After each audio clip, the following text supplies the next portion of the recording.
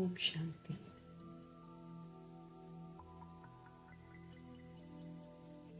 सर्व खजानों के सागर,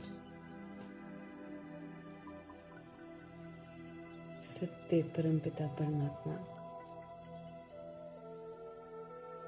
हम आत्माओं को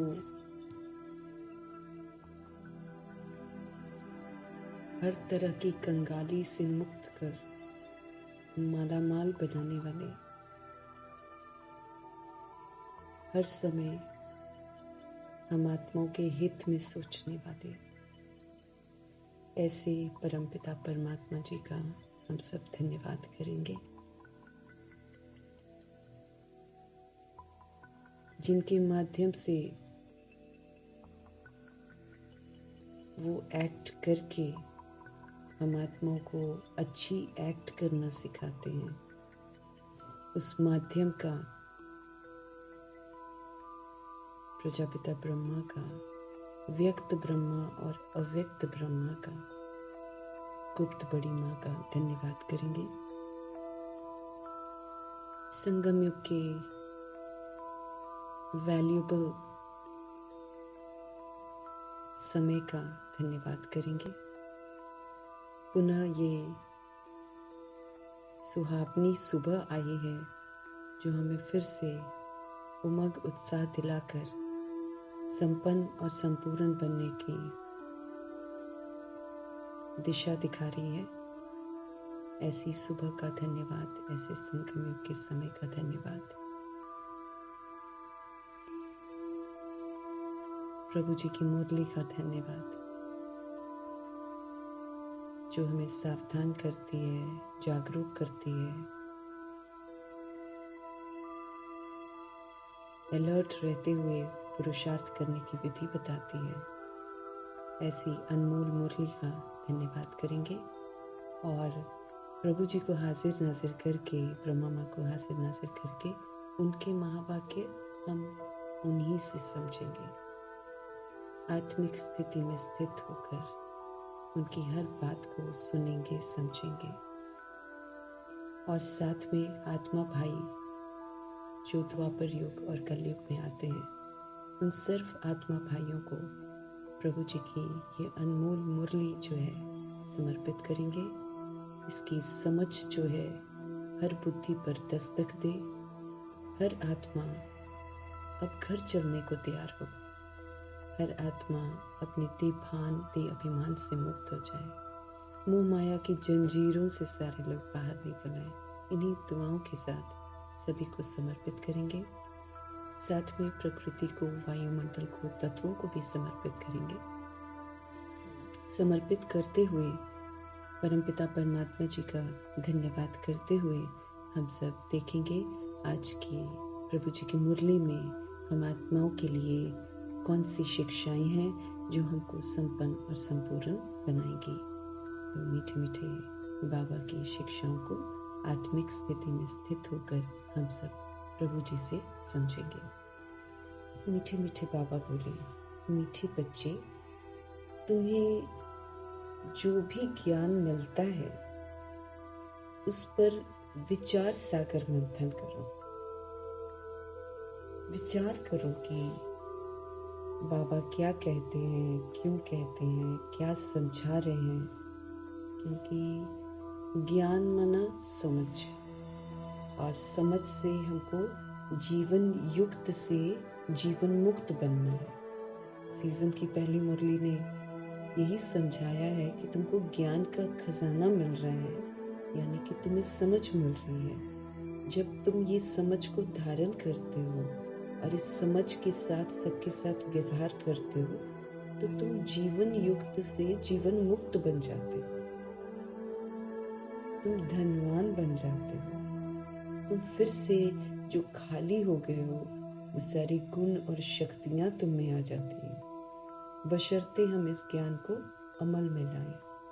ये ज्ञान हमको सहन करने की शक्ति देता है, समाने की शक्ति देता है, सभी आत्माओं को जो है जैसे हैं उनको स्वीकार करने की शक्ति देता है। इस हर तरह से हमको समझ मिलती है ताकि हम पाठ बजाएं, ट्रस्टी बनकर बजाएं और किसी भी तरीके के कार्मिक अकाउंट में ना फंसे, बंधन मुक्त रहे। ये समझ मिलती है उनको कि ट्रस्टी बनकर, सेवाधारी बनकर, सबको प्रभु की अमानत समझकर अपने कर्तव्य पूरे कर, जो पुराने हिसाब किताब है वो हम सेटल कर ले। हर बात की हमको समझ मिलती है कि कैसे करोड़ों की आबादी जो मौजूद है इस धरा पर, आत्माएं जो मौजूद हैं शरीरों में, वो इस समय विस्मृति का पाठ बजा रही हैं, उल्टे कर्म कर रही हैं। कैसे उनको भी स्वीकार करना है और कैसे उन्हें भी समझ का सहयोग देकर सतोगुणी स्मृति दिलानी है कि वो भी प्रभु के बच्चे हैं, वो भी परमधाम निवासी हैं, वो भी असल में सतोगुणी है। ये सारा ज्ञान से ही तो करते हैं। तो ये जो ज्ञान का खजाना है, ये सिर्फ रीड करने के लिए नहीं है। प्रभु जी कहते हैं तुम्हें जो भी समझ मिलती है, तुम्हें जो भी ज्ञान मिलता है, उस पर तुम विचार करो, उसकी गहराइयों में जाओ, उसको अपने चित्त पर बिठाओ, उसके लिए फिर मंथन करो, उसके राज को समझो, उसका जो साज है, उसका जो राज है, उसको समझो, मंथन करो और फिर अपने चित्त पर उसको बिठाओ। फिर जब ज्ञान मंथन हम करते हैं तो उससे अमृत निकलेगा जो हमारे विषैलेपन को खत्म करेगा। हम सारे विषैले हो गए हैं, देभांति अभिमान में आकर और काम क्रोध लोभ मोह अहंकार की बीमारियों को बार बार यूज करके हम एकदम विषैले हो गए हैं। तो जब ऐसे ही सुनते हैं ज्ञान, तो फिर हम दूसरों में ये चेक करते हैं। अब बाबा कहते हैं तुम इस पर विचार करो, इसकी गहराइयों में जाओ, इसका मंथन करो, तो तुमको अमृत मिलेगा, तुमको हर बात की फिर समझ मिलेगी। उस समझ से फिर सारा हमारे अंदर विषैलापन खत्म होगा और फिर हम दूसरी सोल्स को भी ये अमृत जो है इसका सहयोग दे सकेंगे। मीठे मीठे ज्ञान के सागर परमपिता परमात्मा जी हम आत्मा को समझ दे रहे हैं कि तुम्हें जो भी ज्ञान मिलता है उस पर आप विचार करो। क्यों बोल रहे हैं बाबा ऐसा? उसकी गहराइयों में जाओ, उसको बार बार मंथन करो, अर्थ समझो उसके, फिर इससे ज्ञान मंथन से फिर अमृत निकलेगा, जो अमृत हमको फिर से पवित्र बनाएगा और अन्य आत्माओं को भी इस अमृत का सहयोग देने के काबिल बनाएगा। आज का प्रश्न है,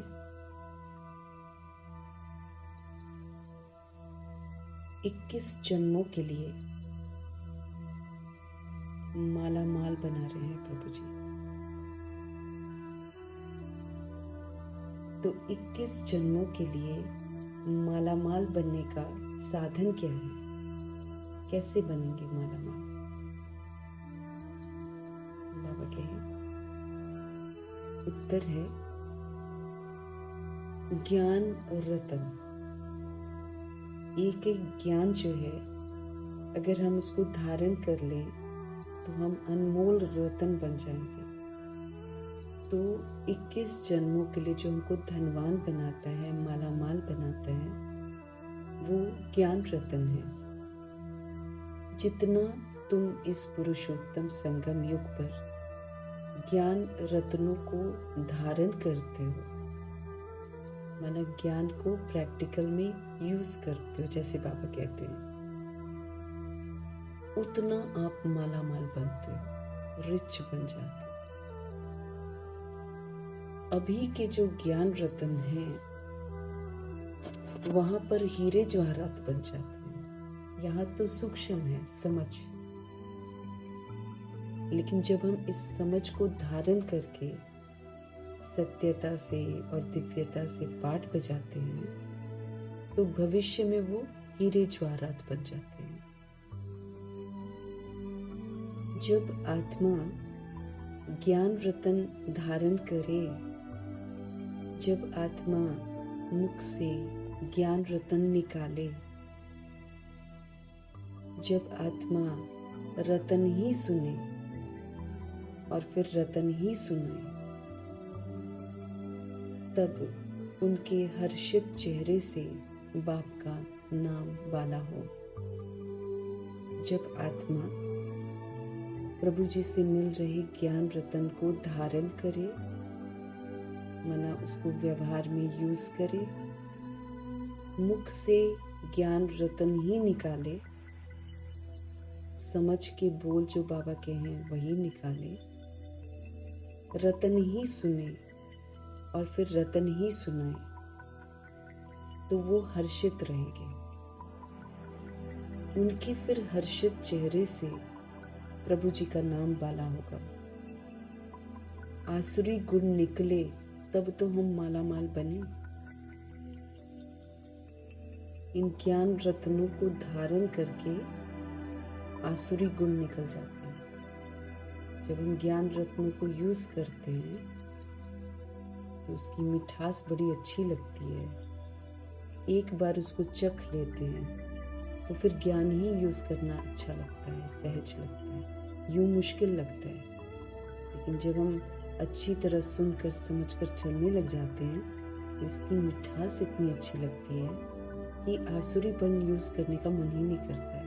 तो बाबा कहते फिर आसुरी गुण जो है ना वो निकल जाते हैं और क्या बन जाएंगे, माला माल बन जाएंगे। तो 21 जन्मों के लिए ये समय जो है अनमोल समय, इसके महत्व को जानना है कि इस समय हम सभी आत्माएं 21 जन्मों के लिए माला माल बन रहे हैं, रिच बन रहे हैं। रिच बनने का तरीका है ज्ञान रतन। जितना बाबा कहते जितना तुम इस पुरुषोत्तम संगम युग पर ज्ञान रत्नों को यूज करते हो, धारण करते हो, उसको व्यवहार में लाते हो, उतना आप मालामाल बनते जाते हो। अभी के ज्ञान रतन जो हम धारण करते हैं, सतयुग में वो फिर हीरे जवाहरात बन जाते हैं। अभी सूक्ष्म है ज्ञान की प्राप्ति समझ, इस समझ से चलते हैं तो भविष्य में यही समझ जो है हीरे जवाहरात स्थूल रूप में हमको मिलती है। जब आत्मा ज्ञान रतन धारण करे, जब आत्मा मुख से सिर्फ ज्ञान रतन निकाले, जब आत्मा रतन ही सुने और रतन ही सुनाए, तो वो हर्षित रहती है। उसका फिर जो हर्षित चेहरा है वो फिर बाप का नाम रोशन करता है। आसुरी गुण निकल जाए तब जाकर हम मालामाल होंगे। आसुरी गुण हमको गरीब बना देते हैं, हमको बिल्कुल नीचे गिरा देते हैं। देह का अभिमान और उसकी जितनी भी कमी कमजोरियां हैं, काम क्रोध लोभ मोह अहंकार, ये हमको गरीब बनाते हैं। अब बाबा कहे ये निकले तो तुम मालामाल बन जाओ, तब ज्ञान रतन हमारे अंदर टिक जाएंगे। ओम शांति। बाप बच्चों को ज्ञान और भक्ति दोनों पर समझाते हैं। ये तो बच्चे समझते हैं कि सतयुग में भक्ति तो कोई करता नहीं, ज्ञान भी सतयुग में नहीं मिलता है। श्री कृष्ण न भक्ति करते हैं और न ज्ञान की मुरली बजाते हैं। वो तो काठ की मुरली मुख पर होती है, जो कि प्रतीक है कि कृष्ण की आत्मा के मुख के द्वारा बाबा ने संगम युग में मुरली सुनाई थी और कृष्ण जी उस मुरली के दीवाने थे।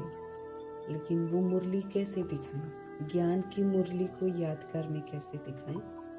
वो नहीं दिखा सकते हैं, इसलिए यादगार में कुछ तो बनता ही है।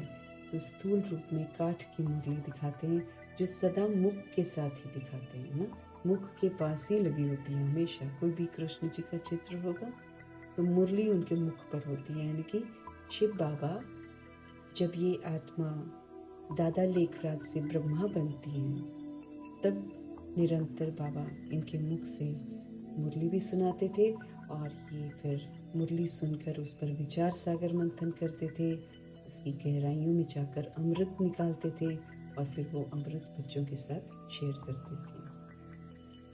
तो बाबा समझ दे रहे हैं कि जब श्री कृष्ण होते हैं तब तो न वो भक्ति करते हैं और न वो ज्ञान की मुरली बजाते हैं। मुरली माना ज्ञान देना, मुरली का मतलब है ज्ञान देना। गायन है ना, मुरली में जादू है, तो जरूर कोई जादू तो होगा। सिर्फ मुरली बजाना ये तो कॉमन बात है, बाबा कहते हैं। फकीर लोग भी मुरली बजाते हैं, इसमें तो ज्ञान का जादू है। यहाँ तो ये जो मुरली है जो प्रभु जी सुनाते हैं, इसमें तो ज्ञान का जादू है। उस ज्ञान को धारण करने वाली आत्मा फिर देव आत्मा बन जाती, देवी देवता बन जाती है। बाबा कहे इसमें तो ज्ञान का जादू है, अज्ञान को जादू थोड़ी कहेंगे। मनुष्य समझते हैं श्री कृष्ण मुरली बजाता था, उनकी बहुत महिमा करते हैं। बाप कहते हैं श्री कृष्ण तो देवता था, मनुष्य से देवता, देवता से मनुष्य, ये तो ड्रामा में होता ही रहता है। दैवी सृष्टि भी इस तरह पर होती है, तो मनुष्य सृष्टि भी होती है, यहीं पर होती है। बाबा कहे एक समय में दैवी सृष्टि होती है, फिर वो बदलकर मनुष्य सृष्टि बन जाती है ना। ऑर्डिनरी हो जाते हैं, विकारी हो जाते हैं। इस ज्ञान से, बाबा का जो ज्ञान है, इस ज्ञान से मनुष्य से देवता बन जाते हैं। ये ज्ञान की जादूगरी है कि शूद्र से मनुष्य, मनुष्य से देवता बन जाते हैं, बशर्ते इस मुरली के प्रमाण कोई चले तो ज्ञान जो है प्रभु जी का, ये तो मनुष्य से देवता बना देते हैं। ये जादूगरी है। बाबा कहे जब सतयुग है तो ये ज्ञान का वर्षा है। जब सतयुग हो जाता है, अभी हम ज्ञान ले रहे हैं, ज्ञान की जो प्रारब्ध है, ज्ञान का जो वर्षा है, वो सतयुग में मिलता है, वहां पर ज्ञान नहीं होता। तो बाबा कहते जब सतयुग है तो ये ज्ञान का वर्षा है। सतयुग, जब सतयुग है तो ये ज्ञान का वर्षा है। सतयुग में भक्ति नहीं होती है। देवता जब मनुष्य बनते हैं ना, तब भक्ति शुरू होती है। जब देव कुल की आत्माएं 2500 वर्ष पाठ बजा लेती हैं, 20 शरीरों का आधार ले लेती हैं, तब उसकी शक्ति घटती है। आत्मा जितना आधार लेती है उतना उसकी शक्ति घटती है, क्योंकि वो जितना शरीर लेती है उतना वो विस्तार में जाती है, और कोई भी सोल जितना विस्तार में जाती है उतना ही अपने सार की सूक्ष्म शक्तियों को खो देती है। तो बाबा समझते रहे कि ज्ञान से मनुष्य से देवता बनते हैं। जब सतयुग है तो ये ज्ञान का वर्षा चलता है। सतयुग में कोई भक्ति वगैरह नहीं होती है। देवता जब मनुष्य बनते हैं तब भक्ति शुरू होती है। देव कुल की सोल्स पुनर्जन्म में आते आते 20 शरीर बदलते बदलते विस्मृत होना शुरू हो जाती है। इसीलिए शरीर के अंग को देख लेती है, अशांत हो जाती है, अपवित्र हो जाती है, अशुद्ध हो जाती है, तो दुखी हो जाती है, अशांत हो जाती है, क्योंकि पवित्रता खंडित हो जाती है। बाबा समझते रहे हैं कि जब देवता होते हैं तो वो शरीरों को नहीं देखते, वो भ्रिकुटी में देखकर बात करते, इसलिए किसी की बॉडी को वो देखते ही नहीं है। वो संस्कार अभी संगम युग में हमको बनाने हैं, बन जाएंगे तो हम सचखंड में जाएंगे। वो कभी भी बॉडी को नहीं देखते, इसीलिए वो पवित्र रहते हैं। लेकिन जब 20 शरीर देवकुल की आत्माएं बदल लेती हैं, आधार ले लेती हैं, तो उनकी शक्तियां घटती हैं। आत्मा की शक्ति विस्तार में जाने से घटती है। इसलिए वो 2500 वर्षों के बाद देह की आंख को देखती है। तो देवकुल की आत्माओं के लिए देह की आंख देखना मतलब अपवित्र बन जाना। तो उनकी पवित्रता खंडित हो जाती है। जब होती है पवित्रता खंडित, तो सुख और शांति खत्म, दुख और अशांति की शुरुआत हो जाती है। अति सूक्ष्म होती है लेकिन शुरू हो जाती है। फिर बाबा कहे सतयुग में फिर जो दुख और अशांति की शुरुआत होती है, उससे मुक्त होने के लिए आत्माएं फिर भक्ति शुरू करती है। इसमें ब्रह्मा जी ही सबसे पहले शुरू करते हैं भक्ति। वो शिवलिंग की भक्ति करते हैं। मीठे मीठे बाबा बोल रहे हैं।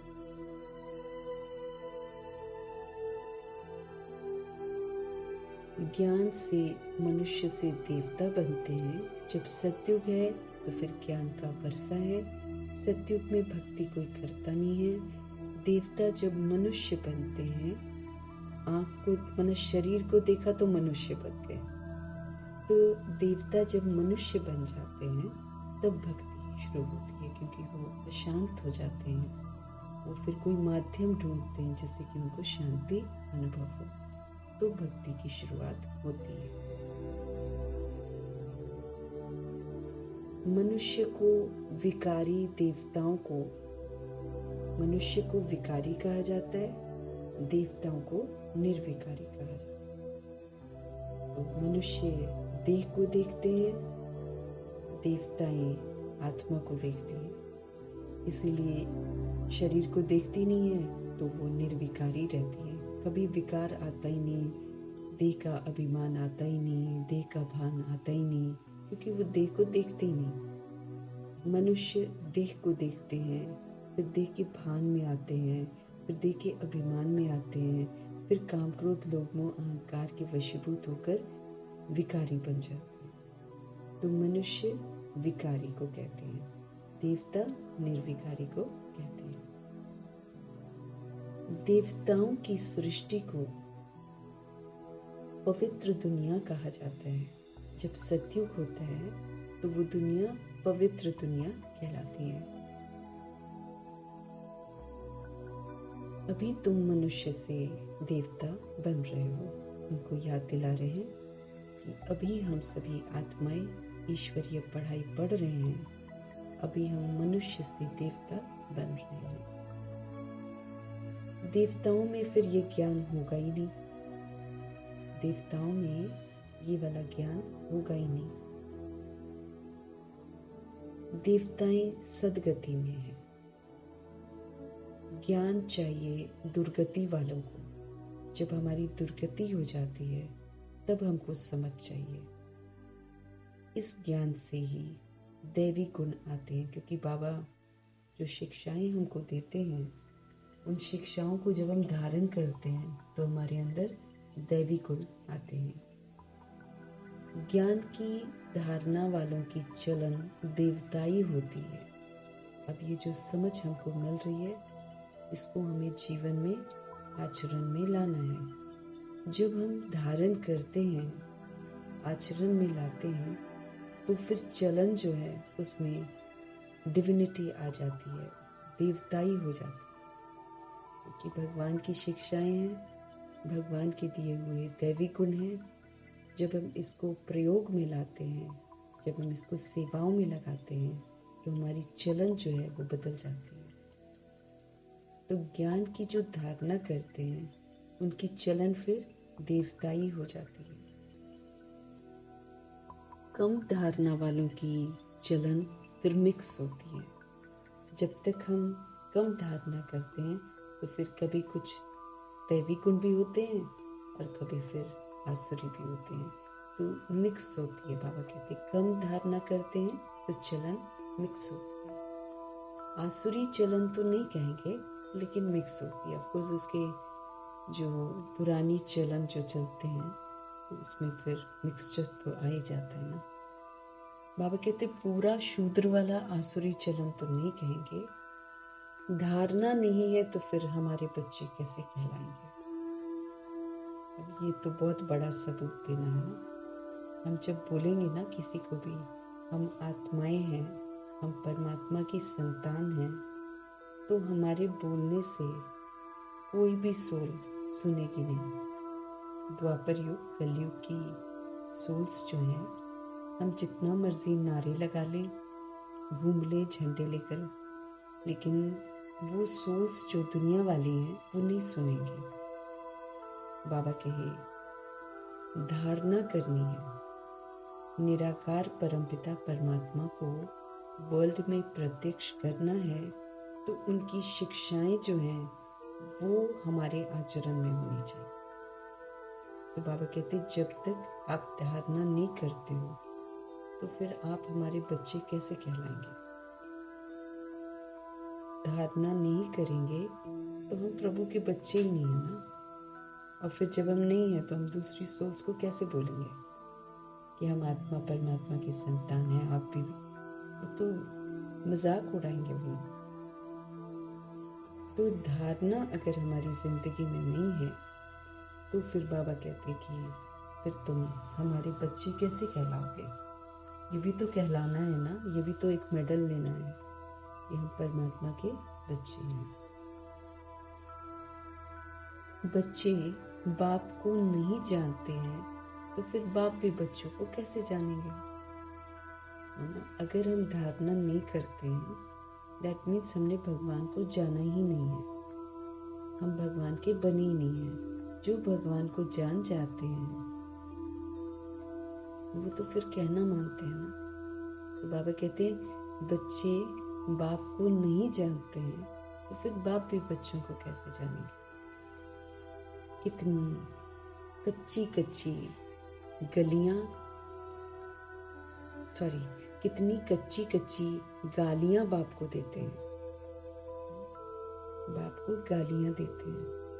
भगवान को गाली देना कितना खराब है कि वो तो बहुत सुंदर है, वो तो दुख हरते हैं और सुख देते हैं, वो तो दिलों को आराम देते हैं। लेकिन अज्ञानतावश भावनाओं में बहकर हम सभी आत्माएं कभी न कभी ये बोल बैठते हैं कि भगवान सब जगह है, क्योंकि हम पढ़ते ही वही हैं, हम स्कूल में पढ़ते ही वही हैं कि God is omnipresent, God is omniscient, God is omnipotent. ये हम लोग बचपन से ही पढ़ते हैं। भगवान जी ओमनीप्रेजेंट हैं, माना सब जगह है। भगवान जी ओमनीसिएंट हैं, माना वो सब कुछ जानते हैं, हमारे मन की सारी बातों को जानते हैं। और भगवान शक्तिशाली है, चलो ये तो फिट है कि भगवान शक्तिशाली है, लेकिन ये ओमनीसिएंट और ये ओमनी प्रेजेंट ये बाबा मना करते हैं। जब हम ऐसा बोलते हैं तो फिर हम भगवान को गाली देते हैं। तो भगवान को गाली देना कितना खराब है। फिर जब वो ब्राह्मण बनते हैं तो गाली देना बंद हो जाता है। हमको जब बाबा एडॉप्ट करते हैं, जब हमको समझ देते हैं, तब जाकर हम ये कहना बंद करते हैं कि भगवान सर्वव्यापी है। तो बाबा कहते जब आप ब्राह्मण बनते हो तो गाली देना बंद हो जाता है। नहीं तो हम भी सुनी सुनाई बातों को सुनकर वही तो बोलते थे। इनकार तो हम नहीं कर सकते हैं, लेकिन हाँ बाबा फिर आकर बताते हैं कि ये एक्चुअली में उनकी ग्लानि करनी है। बाबा कहे भगवान को गाली देना कितना खराब बात है। फिर जब वो ब्राह्मण बनते हैं तो फिर गाली देना बंद हो जाता है। तो इस ज्ञान का विचार सागर मंथन करना चाहिए। स्टूडेंट विचार सागर मंथन कर ज्ञान को उन्नति में लाते हैं। हमको इस पर बड़ा विचार करना है, इसकी गहराइयों में जाना है, मंथन करना है। तो स्टूडेंट जो है विचार सागर मंथन कर फिर ज्ञान को उन्नति में लाते हैं, उसको फिर यूज करते हैं, तो ज्ञान की प्रोग्रेस होती है। तुमको ये ज्ञान मिलता है उस पर अपना विचार सागर मंथन करने से फिर अमृत निकलेगा। बाबा कहे, तुमको जो मैं ज्ञान देता हूँ उस पर जब आप अपना विचार सागर मंथन करते हो ना, तो फिर उससे क्या होता है? अमृत निकलता है।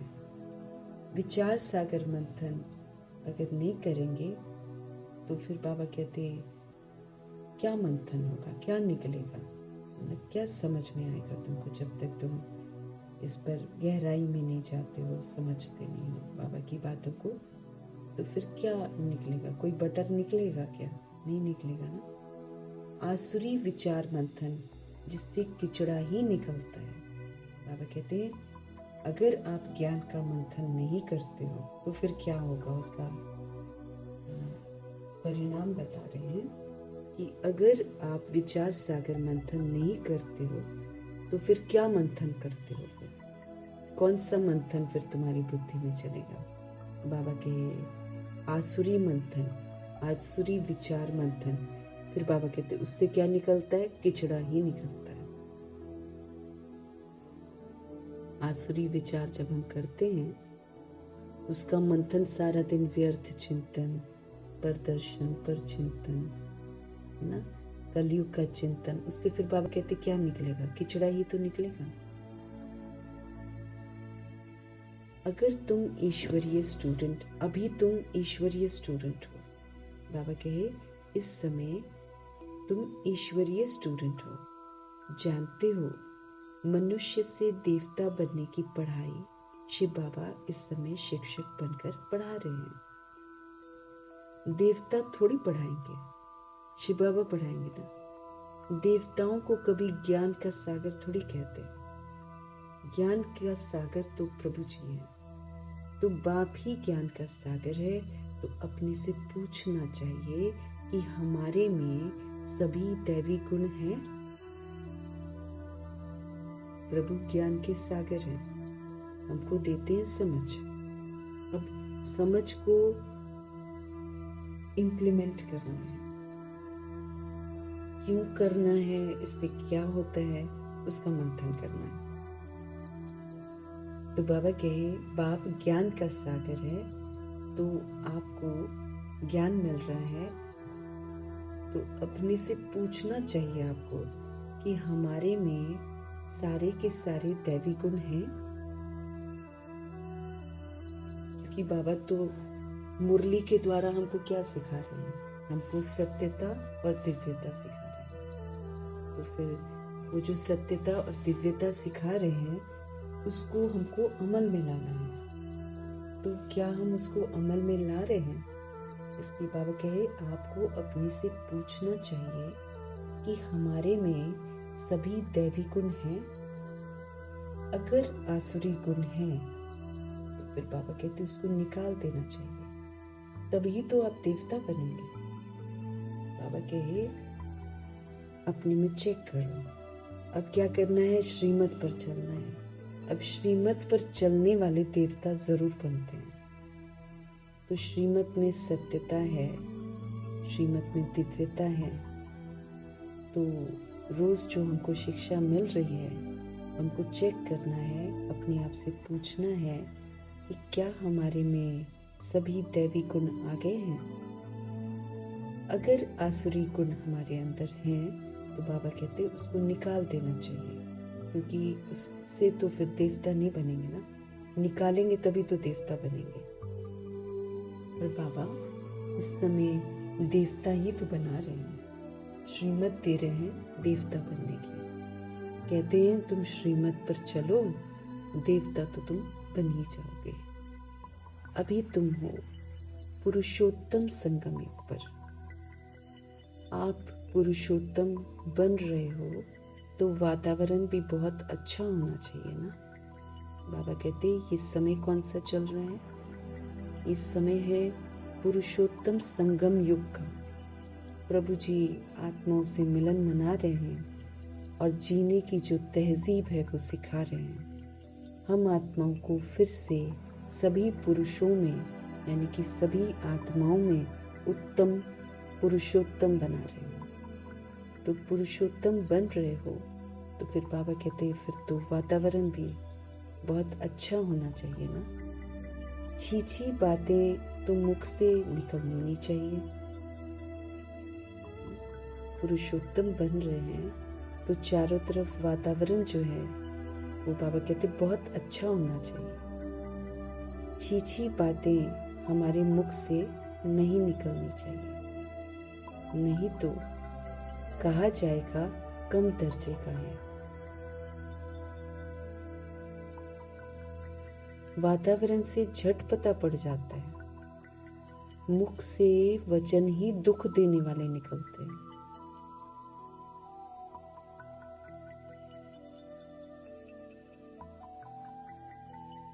बाबा के वातावरण जैसा होता है उससे झट पता पड़ जाता है, मुख से वचन ही फिर दुख देने वाले निकलते हैं। तुम बच्चों को तो बाप का नाम बाला करना है ना, तो सदैव आपका मुखड़ा जो है वो हर्षित रहना चाहिए,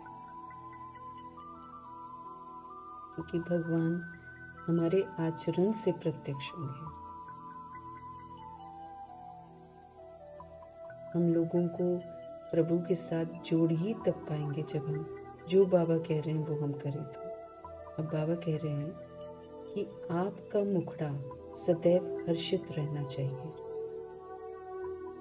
आपके मुख से सदैव रतन निकलने चाहिए। और बाबा तो रतन ही रतन बोलते हैं ना, वो सारे ज्ञान रतन जो है, जो महिमा करते हैं,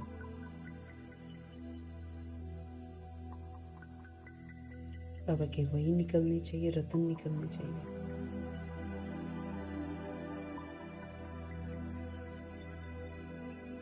ये लक्ष्मी नारायण कितने हर्षित मुख हैं, क्योंकि इन्होंने प्रैक्टिकल में इनकी जड़ चित्र जो है, जब ये होते हैं सत्युग में तब तो हर्षित मुख रहते ही हैं, क्योंकि यहाँ से संस्कार लेकर जाते हैं। लेकिन फिर इनकी जड़ चित्र जब बनते हैं तो पूरे मंदिर में लक्ष्मी नारायण की मूर्ति को देखेंगे तो इनकी मुस्कुराहट बाकी की मूर्तियों से ज्यादा होगी। है ना, यादगार भी देखो कितना एक्यूरेट बनता है। ब्रह्मा सरस्वती जी प्रभु जी की श्रीमत पर चलकर मन चित्त से हर्षित रहते थे। मन चित्त से हर्षित रहना मतलब क्वेश्चन करेक्शन बंद, फुल स्टॉप लगाने वाली आत्मा। वो बात को नहीं बढ़ाते ना, पुराना जो है वो बात के रूप में आ रहा है। समझना है ना, त्रिकालदर्शी बनाते हैं बाबा कि जो पुराना किचड़ा है ना हिसाब किताब का, वो सामने आ रहा है। अब जब वो सामने आता है तो बाबा समझ देते हैं कि शांत रहो और उसको पार करो, समझ देते हैं बाबा, तो किचड़ा समाप्त हो जाएगा। लेकिन अगर हम रिएक्ट करते हैं प्रभु जी की श्रीमत के विपरीत जाकर, तो फिर से हम एक हिसाब किताब बना लेते हैं, वो आत्मा फिर से तंग करेगी। तो हमारे मुख से सदैव रतन ही निकलने चाहिए। ये लक्ष्मी नारायण कितने हर्षित मुख हैं। इनकी आत्मा ने ज्ञान रत्नों को धारण किया था, इसीलिए खुश रहते हैं। इनकी आत्मा ने ज्ञान रत्न धारण किए थे प्रैक्टिकल में, मुख से ये रतन निकाले थे। अब ये दोनों आत्माएं तो फालतू बात करती नहीं थी, ज्ञान की ही बात करते थे, इसमें व्यस्त रहते थे वो लोग, ज्ञान रतन ही निकालते थे। और ज्ञान रतन को धारण किया हुआ था ना, तो हर बात की समझ को अच्छे से समझा हुआ था, विचार सागर मंथन करके हर बात को यथार्थ समझा हुआ था। फिर वो समझ ही तो सबके साथ शेयर करते थे। फिर जो इस ज्ञान को समझ जाता है गहराई से, उसके सारे शिकवे शिकायत सब खत्म हो जाते हैं। राज, ज्ञान का राज, मुरली जो भी है बाबा की, उसके एक एक लाइन के पीछे गहरे राज है जिसको ब्रह्मा जी और सरस्वती जी ने अपने अपने तरीके से समझ लिया था। समझ के वो सदा हर्षित मुख रहते थे। कोई गाली देता है, कोई कुछ बोलता है, कोई गद्दारी कर जाता है, कोई उन्हें नुकसान कर जाता है, कुछ भी कर, वो सदा ही हर्षित मुख रहे। मतलब अपने चित्त को उन्होंने कोई भी सोल क्यों कर रही है, क्या कर रही है, कैसे कर रही है, हर बात को उन्होंने समझ लिया था। जैसे बाबा सबको निर्दोष दृष्टि से देखते हैं, ऐसे ही ब्रह्मा जी भी सबको निर्दोष दृष्टि से देखते थे और सबके लिए बस दुआएं दुआएं दुआएं। उसको बोलते हैं ना कि हाँ, हमने ज्ञान को धारण किया। उन्होंने हर बात को समझ लिया था अच्छे से। अब जब तक हम बेसमझी यूज कर रहे हैं, माना हम रिएक्ट कर रहे हैं, चाहे रिजेक्ट कर रहे हैं, हम बेसमझी को यूज कर रहे हैं, माना तब तक हमने ज्ञान को अच्छे से गहराई से समझा नहीं है। जो सोल समझ जाती है वो हमेशा हैप्पी रहेगी। हैप्पी रहने का मतलब है चित्त से डिस्टर्ब नहीं होगी, नहीं तो हमारा चित्त जो है वो डिस्टर्ब हो जाता है। फिर उसी डिस्टर्बेंस के अनुसार फिर हम व्यवहार में आते हैं। फिर बाबा कहते वो तो फिर बेसमझी है ना। हम डिस्टर्ब न हो, हम अचल अडोल रहें, हम सदा संतुष्ट रहें, हम सदा खुश रहें, यही तो ज्ञान है।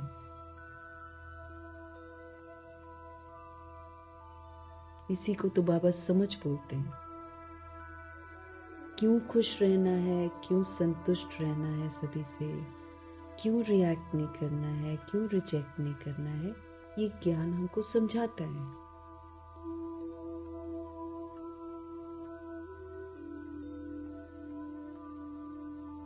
निंदा स्तुति मान अपमान हार जीत क्या हो रहा है, दोनों में समान हम बने, फिर से हम अपनी ओरिजिनलिटी में प्रभाव मुक्त बने। उसके लिए पुराने हिसाब किताब भी आते हैं, पेपर भी आते हैं, लेकिन जो भी हमारे जिंदगी में आता है वो हमको परिपक्व बनाने के लिए आता है, वो हमको सुधारने के लिए आता है। तो हर्षित रहना है। हम सभी सोल्स एक दूसरे के साथ हिसाब किताब की जंजीरों में फंसे पड़े हैं, किसी के साथ डायरेक्ट तो किसी के साथ इनडायरेक्ट। द्वापर युग कलयुग में आने वाली करोड़ों की आबादी के साथ हम सारे के सारे उलझे हुए हैं। सोच से, बोल से, कर्म से पुनर्जन्म में आते हुए हम सभी एक दूसरे के साथ उलझे हुए हैं। हम सभी सोल्स करते हैं, आत्माएं उसको कॉपी करती हैं, फिर सारे विपरीत चलते हैं, उल्टे व्यवहार करते हैं, कीर्ति कला में जाते हैं। लेकिन ज्ञान से हमको समझ मिल जाती है कि वो तो हमारे वाइब्रेशंस कैच करते हैं, उनका कोई दोष ही नहीं है। फिर हम भी जो करते हैं हम विस्मृत होकर करते हैं, इसलिए अपना भी दोष नहीं है। लेकिन फिर भी सृष्टि रूपी ड्रामा के अनुसार जो गलत करते हैं उसका परिणाम जरूर मिलता है, क्योंकि ये कर्म क्षेत्र है। इसलिए बाबा जब आते हैं, सब कुछ सुलझाते हैं, हमको समझ देते हैं कि रिटर्न जर्नी में बहुत कुछ रास्ते में होता रहेगा। आपको समझ से चलना है, आपको बिंदी लगानी है। बिंदी लगानी मतलब आत्मा बिंदी, सारा विस्तार खत्म।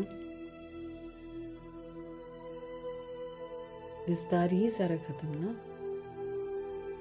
तो बिंदी बनकर बिंदियों को देखते हुए सारी चीजों को किसी तरीके से सेटल करते हुए, ट्रस्टी बनकर, सेवाधारी बनकर, प्रभु जी की श्रीमत पर चलकर उसको सेटल करना है।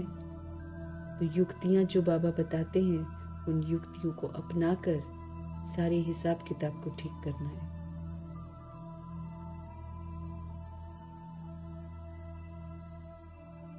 तो ब्रह्मा जी और सरस्वती जी ज्ञान को यथार्थ समझते हैं। यथार्थ समझकर वो फिर कभी भी डिस्टर्ब नहीं होते हैं, चाहे दुनिया की सारी ताकत आकर डिस्टर्ब कर दे।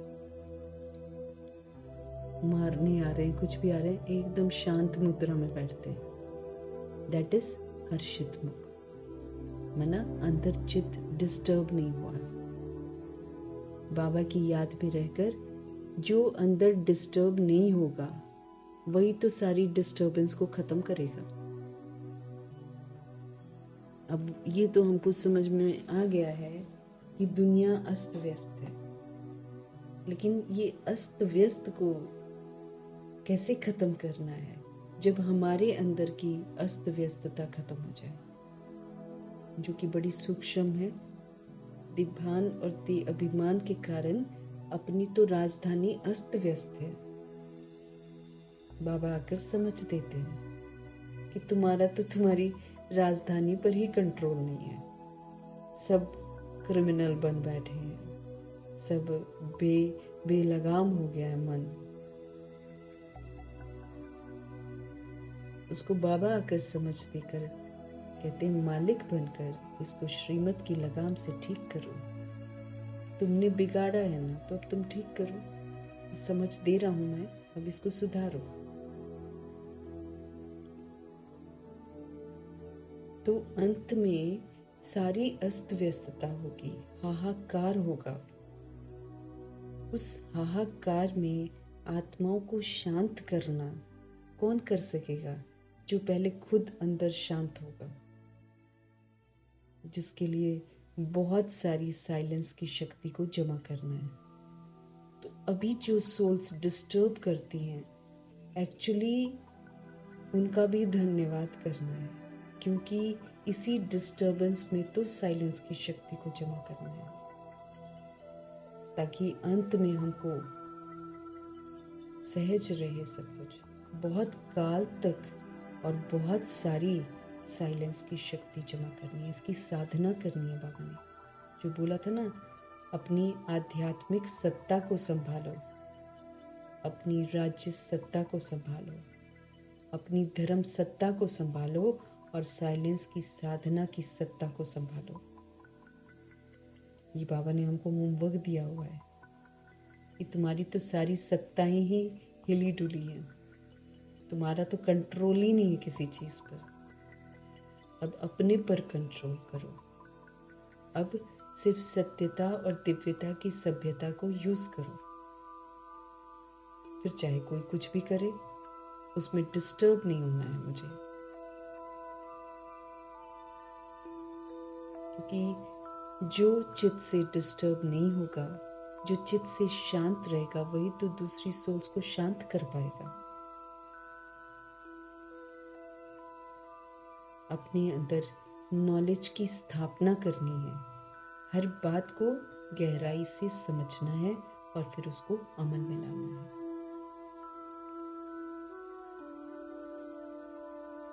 मीठे बाबा बोल रहे हैं, ये लक्ष्मी नारायण को देखो ना, कितने हर्षित मुख हैं। कहीं भी इन आत्माओं ने कोई शिकवा, शिकायत, करेक्शन, क्वेश्चन किया ही नहीं है, जबकि अथॉरिटी थे ब्रह्मा जी। लेकिन एज अ स्टूडेंट क्या करना चाहिए, वो उन्होंने अपनी लाइफ से दर्शाया है। कभी भी डिस्टर्ब नहीं हुए। यही तो जीत है, यही सोल कॉन्शियसनेस है। सोल कॉन्शियसनेस मतलब ही शांत, पवित्र, एकदम सुखी, प्रेम स्वरूप, आनंद स्वरूप, शक्ति स्वरूप, ज्ञान स्वरूप। यही तो सोल कॉन्शियसनेस है। दुनिया की कोई भी ताकत हिला ना सके, यही तो सबूत देना है। सोल कॉन्शियस आत्मा ही पवित्र आत्मा है, क्योंकि अपने को आत्मा समझना ही तो पवित्रता है। शरीर समझना तो अशुद्ध संकल्प है बाबा कहते। उससे तो हम अशुद्धता आ जाती है हमारे अंदर।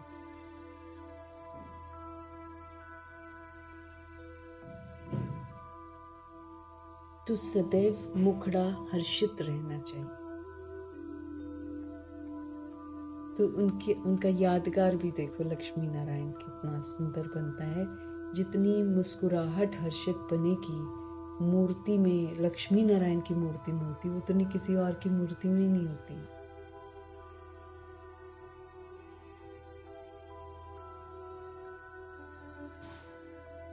इनकी आत्मा ने क्यों हर्षित मुख रहते थे? क्योंकि बाबा कहते इनकी आत्मा ने ज्ञान रतन धारण किए थे। जो बाबा ने समझ दी थी उसी समझ से वो लोग चले हैं। अगर बाबा ने इनको बोला कि आप शांत स्वरूप आत्मा हो, तो ये आत्माएं शांत रही हैं।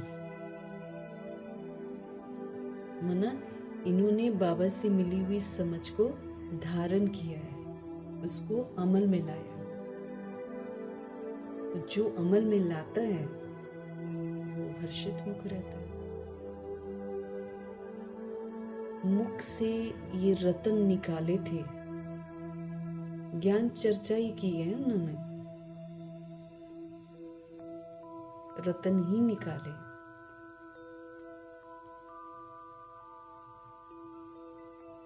रतन ही सुनते थे और रतन ही सुनाते थे। आलतू फालतू बात नहीं करते थे। अपने आप को पूरा इन्होंने व्यस्त रखा है। 2 बजे अलर्ट होकर उठ गए, अपना योग लगाया,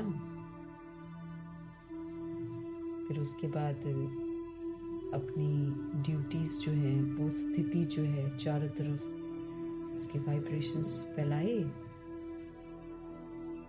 राउंड लगाकर सब जगह बिना आवाज किए, बोलकर नहीं बोला जागो जागो जागो, जग कर जगाया है अपनी अवस्था से।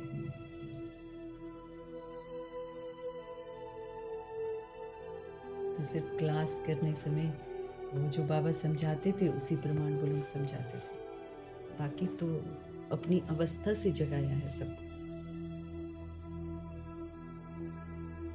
बाबा कहे इनकी आत्मा ने क्यों हर्षित मुख है? क्योंकि इन्होंने ज्ञान रतन धारण किए हैं, ज्ञान को इन्होंने यूज किया है।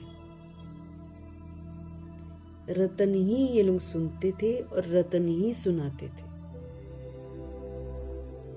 कितनी खुशी रहनी चाहिए। ये हमको सत्य मालूम चल रहा है तो हमको कितनी खुशी होनी चाहिए। अभी तुम जो ज्ञान रतन लेते हो वो फिर सच्चे हीरे जवाहरात बन जाते हैं। फिर वो लोग जाकर महलों में रहते हैं, हीरे जवाहरातों के महलों में रहते हैं। अभी का सूक्ष्म ज्ञान, सूक्ष्म समझ, जब हम उसके अनुसार चलते हैं तो भविष्य में हीरे जवाहरातों के बीच में रहते हैं।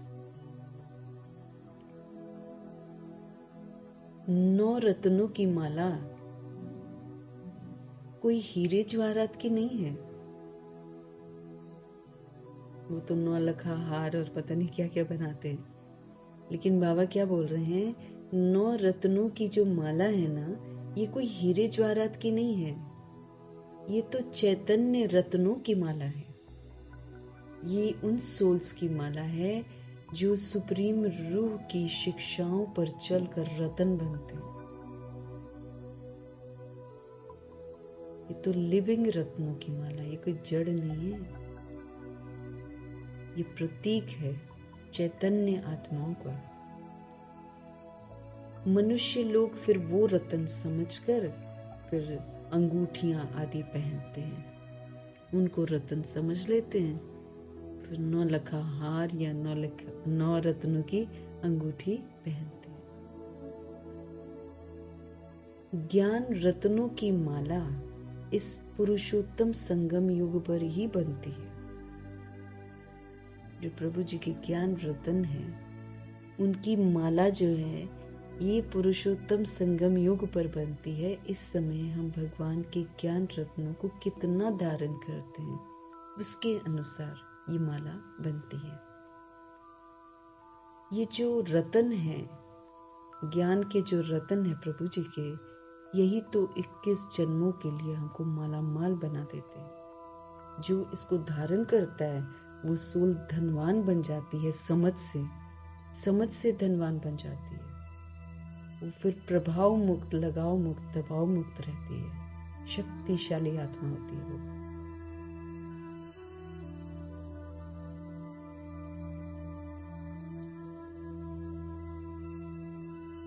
बाबा कह रहे हैं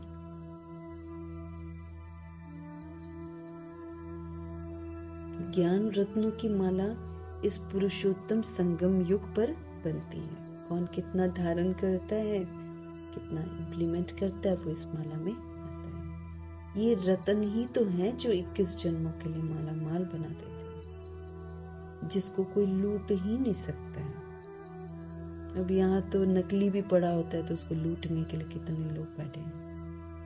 ये जो 21 जन्मों की राजधानी है प्रभु जी की, ये गिफ्ट जो है, ये तो ऐसा माला माल बनाते हैं, उतना तो कोई बनता ही नहीं है पूरे कल्प में।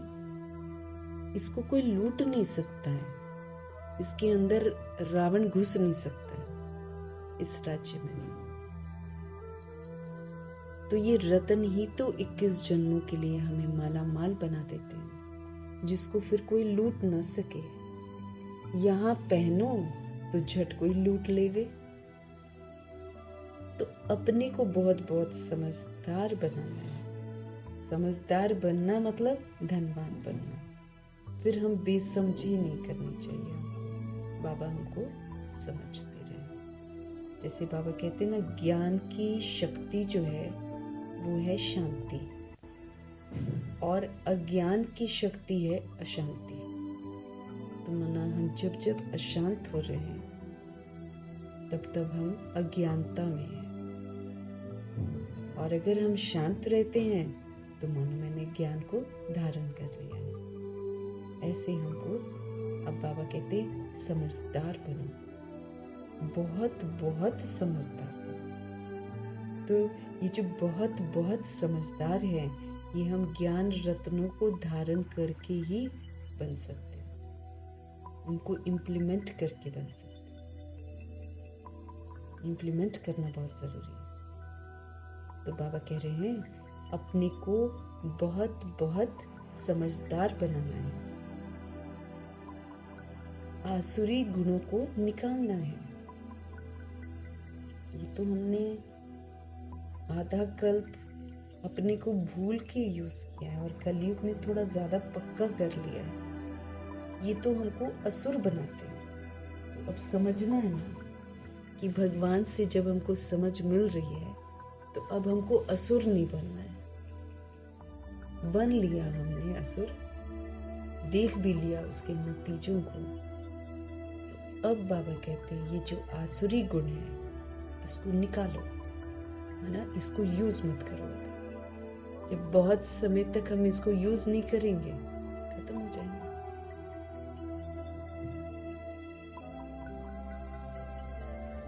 भगवान समझते रहे। आसुरी गुण वाले की शक्ल ही ऐसी हो जाती है। क्रोध में तो लाल तांबा मिसल हो जाते हैं, ना। अगर हम उस समय शीशा देखें ना, स्थूल शीशा, तो हम खुद को देखेंगे कि हम कैसे गंदे लगते हैं। चाहे वो कामनाएं हो, चाहे क्रोध हो, चाहे लोभ हो, चाहे मोह हो, चाहे अहंकार हो, जब हम इसके वशीभूत होते हैं तो भगवान कहते हैं उनकी शक्ल भी फिर कितनी गंदी हो जाती है ना। आसुरी गुण वाले की शक्ल ही ऐसी हो जाती है। क्रोध में तो लाल तांबा मिसल हो जाते हैं। काम विकार वाले तो एकदम काले मुंह वाले बन जाते हैं, ना। अगर सोल देख लेना अपने आप को तो उसको लगेगा कि मेरी शक्ल कितनी बैड हो गई है। बाबा कहते हैं काम विकार वाले तो एकदम काले मुंह वाले बन जाते हैं, चेहरा ही बदल जाता है।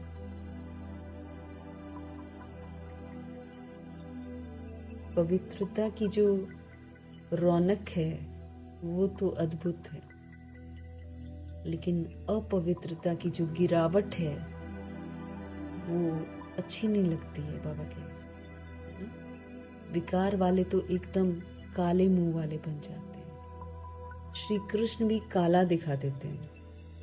विकारों के कारण ही गोरे से सांवरा बन गया। अब वो कैसे दिखाएं आत्मा को ना, इसलिए यादगार तो ड्रामा दिखाता है, इसलिए श्री कृष्ण को ही गोरा और श्री कृष्ण को ही काला दिखा देते हैं।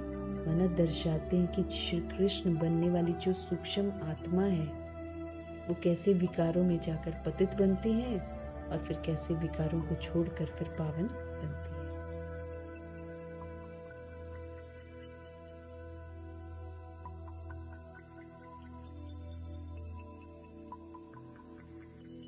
विकारों के कारण ही गोरे से सांवरा बन गया।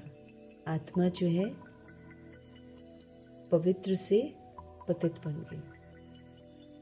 गोरा मीन्स पवित्रता और सांवरा मीन्स पतित बन जाना। तुम बच्चों को हर एक बात का विचार सागर मंथन करना चाहिए, तब जो है ना क्या सही है क्या गलत है वो चित्त पर बैठेगा और फिर हम गलत काम नहीं करेंगे। इसलिए बाबा कहते हैं इस पर विचार करो, इसकी गहराइयों में जाओ, इसका मंथन करो। ये प्रभु जी की पढ़ाई है बहुत धन पाने की। अभी चरित्र से हम धनवान बनते हैं, तो जो सोल चरित्र से धनवान बनती है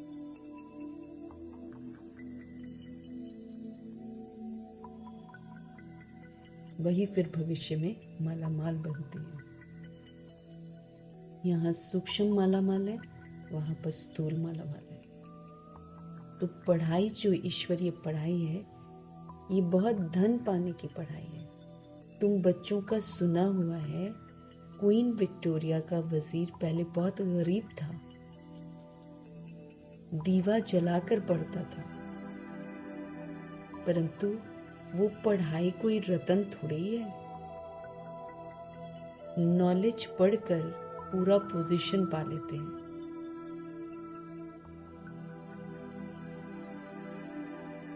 नॉलेज पढ़कर पूरा पोजीशन पा लेते हैं।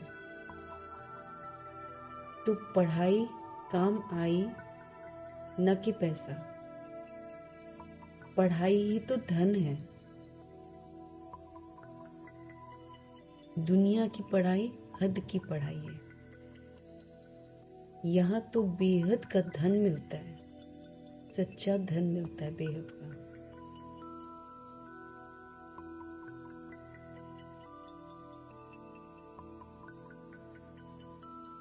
बाबा कहे नॉलेज पढ़कर पूरा पोजीशन पा लेते हैं, तो पढ़ाई काम आई न कि पैसा। पढ़ाई ही तो धन है। बाबा कहते हैं वो है हद का और ये है बेहद का धन जो बाबा से मिलता है। बेहद के पिताजी हम आत्माओं के पिता परम पिता हम आत्माओं को बेहद का धन देते हैं, अनलिमिटेड। अभी तुम समझते हो कि बाप हमको पढ़ाकर विश्व का मालिक बनाते हैं। अभी हमको समझ में आता है कि हमारे शिव बाबा हमको पढ़ाकर विश्व का मालिक बनाते हैं। वहां तो धन कमाने के लिए पढ़ाई नहीं पढ़ेंगे सतयुग में, वो तो यहीं से सब कुछ लेकर जा रहे हैं। वहां हमको धन कमाना नहीं है, धन कमाने के लिए वहां पर पढ़ाई भी नहीं पढ़ेंगे। वहां तो अभी के पुरुषार्थ से अथाह धन मिल जाता है। अभी अगर हम अच्छा वाला पुरुषार्थ करते हैं तो बाबा कोई कमी नहीं रखते हैं, फिर तो अथाह धन मिलता है। धन अविनाशी बन जाता है। ज्ञान धन अविनाशी बन जाता है, फिर अविनाशी प्राप्तियां कराता है। देवताओं के पास बहुत धन था,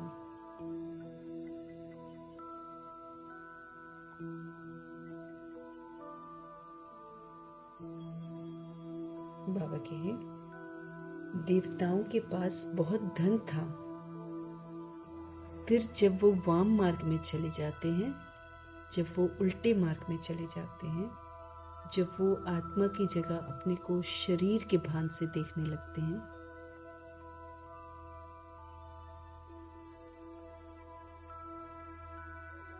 तब श्रीमत के विपरीत जाकर वो गरीब बनते हैं। बाबा कहे देवताओं के पास बहुत धन था, फिर जब उल्टे मार्ग पर चलते हैं, रावण की मत पर चलते हैं,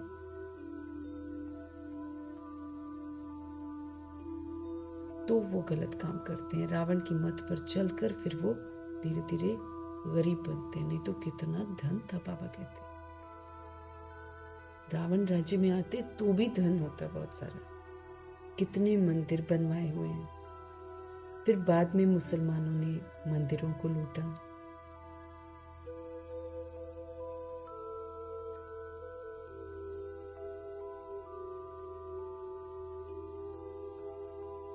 बाबा कहे धन अविनाशी बन जाता है। देवताओं के पास बहुत धन था, फिर जब वाम मार्ग रावण राज्य में आते हैं तो भी कितना धन था, कितने मंदिर बनवाए हैं। फिर बाद में मुसलमानों ने लूटा है, क्योंकि आत्मा गड़बड़ हो गई तो लूट मार शुरू हो गई।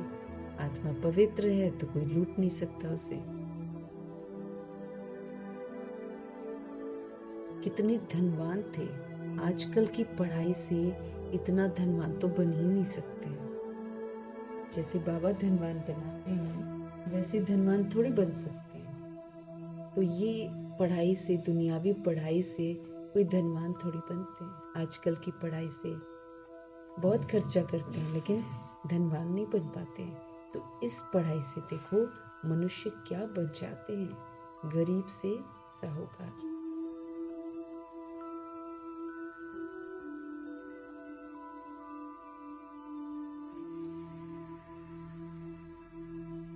अभी भारत देखो, बाबा कहते हैं तो इस पढ़ाई से देखो मनुष्य क्या बन जाते हैं, गरीब से साहूकार। अभी भारत देखो कितना गरीब है। नाम के साहूकार भी जो हैं उनको तो फुर्सत ही नहीं है। अपने धन पोजीशन का कितना अहंकार रहता है। इसमें तो अहंकार आदि मिट जाना चाहिए।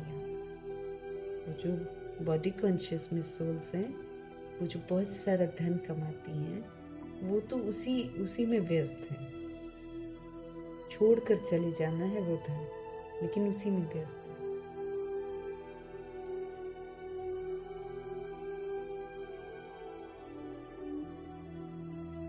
तो बाबा कहे अपने धन पोजीशन का साहूकारों को तो कितना अहंकार रहता है। यहाँ पर तो अहंकार मिटाना है।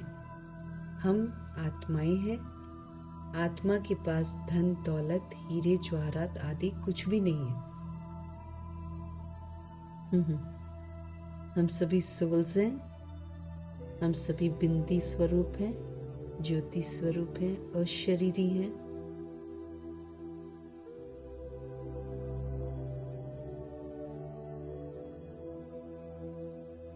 तो बाबा कहते आत्मा ले लो। अगर हम सोल है ना, तो हम सोल्स के पास सिवाय शिव बाबा के और कोई नहीं है। तो हम आत्मा हैं। आत्मा के पास धन दौलत, आत्मा के पास हीरे जवाहरात आदि कुछ भी नहीं। बाप कहते हैं मीठे बच्चे, देह सहित देह के सभी संबंधों को अब बुद्धि से छोड़ दो। शिव बाबा हम आत्मा को समझ दे रहे हैं कि अपनी बॉडी को और अपनी बॉडी से रिलेटेड जितने भी रिलेशंस हैं उनको बुद्धि से बिल्कुल छोड़ दो। आत्मा शरीर छोड़ती है तो फिर साहूकारी आदि सब खत्म हो जाती है। जब आत्मा, वैसे उसका विस्तार होगा बहुत, लेकिन जब वो शरीर छोड़ती है तो फिर साहूकारी जो है उसकी सारी खत्म हो जाती है।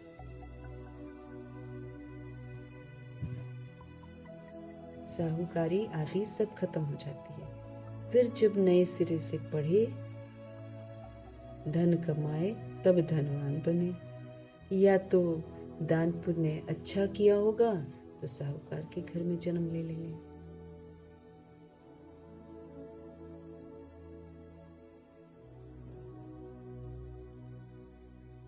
कहते हैं ये पास्ट कर्मों का फल है।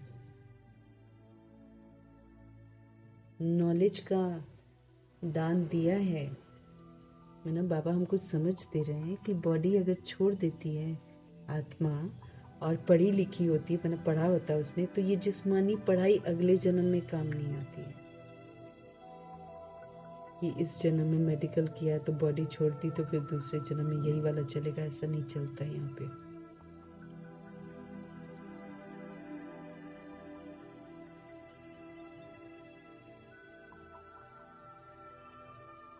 बाबा कहे फिर जब नए सिरे से पढ़े, धन कमाए, तब धनवान बने। या तो दान पुण्य अच्छा किया होगा तो साहूकार के घर में जन्म ले लेंगे। कहते हैं ये पास्ट कर्मों का,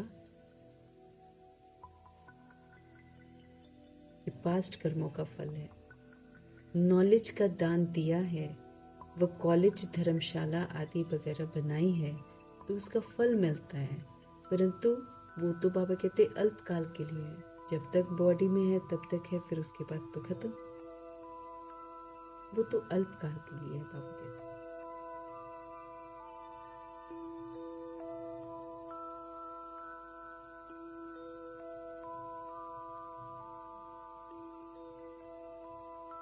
नॉलेज का दान किसी ने करा होगा या कॉलेज बनाया होगा, धर्मशाला बनाई होगी, तो बाबा कहते इसका भी फल मिलता है, लेकिन थोड़े समय के लिए। ये दान पुण्य आदि भी यहाँ किया जाता है। सतयुग में तो नहीं करते दान पुण्य। सतयुग में अच्छे ही कर्म होते हैं, क्योंकि अभी का जो वर्षा मिला हुआ है वो वहां चलता है। वहां बाबा कहे नई दुनिया में कोई भी कर्म हमारा जो है विक्रम नहीं बनेगा। अभी हम अच्छे कर्म कर रहे हैं,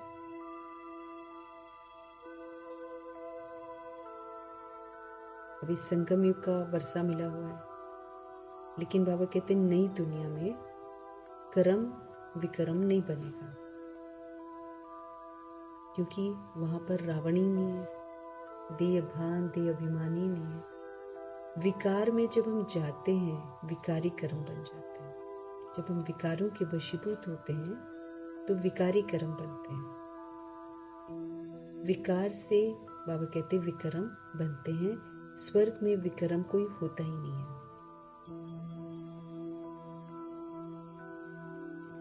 सारा मदार हमारे कर्मों पर ही तो है। ये जो माया है, रावण अवगुणी बनाता है। ये माया रावण ये हमको अवगुणी बनाता है, हम अवगुण वाले बन जाते हैं।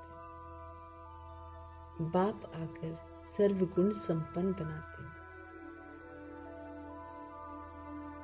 रामवंशी और रावणवंशी इसकी अभी युद्ध चलती है। रामवंशी की और रावणवंशी की इस समय युद्ध चलती है। तुम राम के बच्चे हो, कितने अच्छे अच्छे बच्चे माया से हार खा लेते हैं।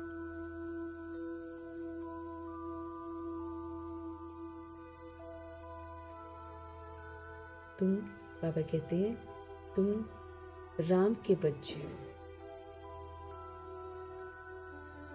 रामवंशी और रावणवंशी की इस समय युद्ध चल रही है।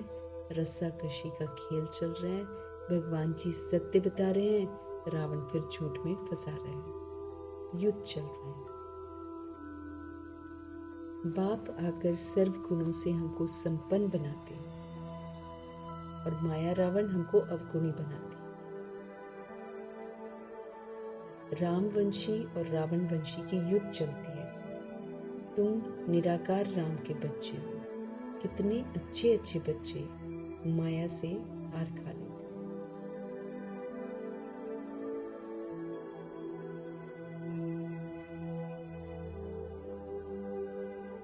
तुम निराकार राम के बच्चे हो। कितने अच्छे अच्छे बच्चे माया से हार खा लेते हैं। बाबा नाम नहीं बतलाते, फिर भी उम्मीद रखते हैं कि वापस आ जाएगा।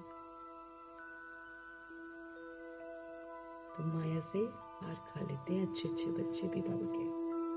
हम इस समय निराकार राम के बच्चे हैं, तो हमको निराकार राम की मत पर चलना है, सबूत देना है, हार नहीं खानी है।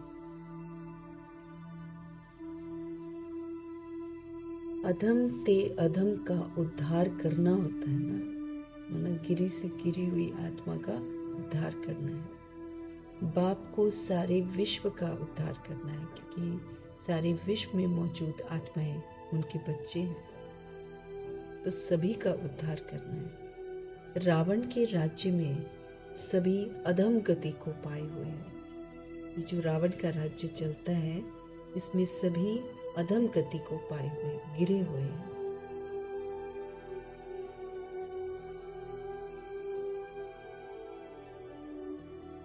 बाप तो बचने और बचाने की युक्तियां हमको रोज रोज समझाते रहते हैं, फिर भी गिरते हैं तो अधम ते अधम बन जाते हैं। अब रोज बाबा हमको समझा नहीं देते हैं कैसे हमको बचना है, कैसे हमको दूसरों को भी बचाना है। बाबा कहते युक्तियां तो मैं रोज समझाता हूँ, फिर भी बाबा कहते गिरते हैं तो अधम ते अधम बन जाते हैं। वो फिर इतना चढ़ नहीं सकते, और वो जो अधमपना है, वो जो गिरावट है, वो अंदर खाता ही रहेगा। ये जो ज्ञान है, इसमें गलत करते हैं तो फिर खाता है वो, तो अधमपना अंदर खाता रहेगा। जैसे कहते हो ना, अंत काल जो स्त्री सिमरे, वलवल योनि वैश्या पावे। ये बाबा कहते गायन भी है। उनकी बुद्धि में वो अधमपना ही याद आता रहेगा। अगर हम अभी श्रीमत के विपरीत चल रहे हैं, जो भगवान कह रहे हैं उसका जस्ट ऑपोजिट कर रहे हैं, तो बाबा कहते अंत काल में वही गलत दिखाई देगा और वो मन खाता रहेगा। उसको हटाने की कोशिश करेंगे, हटेगा ही नहीं। तो जैसे कहते हो, अंत काल जो स्त्री सिमरे, वलवल योनि वैश्या पावे। उनकी बुद्धि में बाबा कहते फिर अधमपना ही याद रहता है।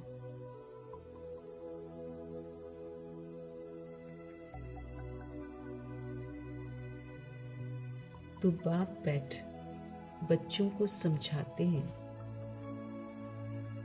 कल्प कल्प तुम ही सुनते हो, कल्प कल्प तुम ही सुनते हो, सृष्टि का चक्र कैसे फिरता है।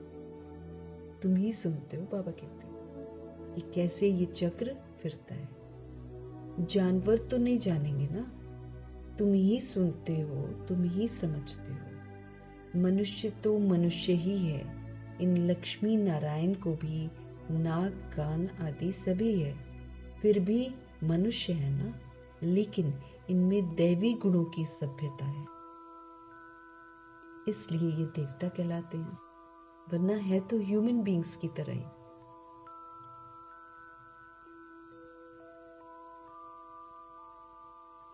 ये ऐसा देवता कैसे बनते हैं, फिर कैसे गिरते हैं, इस चक्र का तुम्हें ही पता है। बाबा ने हमको समझ दी है कि कैसे देवता बनते हैं, कैसे पुनर्जन्म में आते हैं, कैसे विस्मृत होते हैं, फिर कैसे विस्मृति से गिर जाते हैं। ये चक्र जो है हमको अभी बाबा से मालूम चला है। जो विचार सागर मंथन करते रहेंगे इस पर, यही स्वदर्शन चक्र बुद्धि में घूमता रहे, विचार चलता रहे, उनको ही धारणा होगी।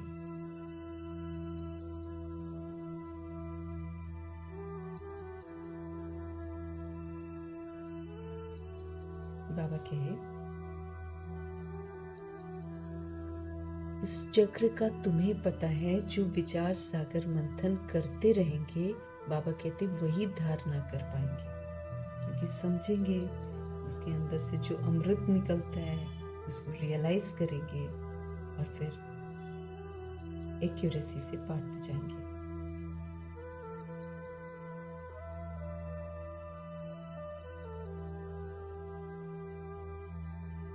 बाबा के हैं,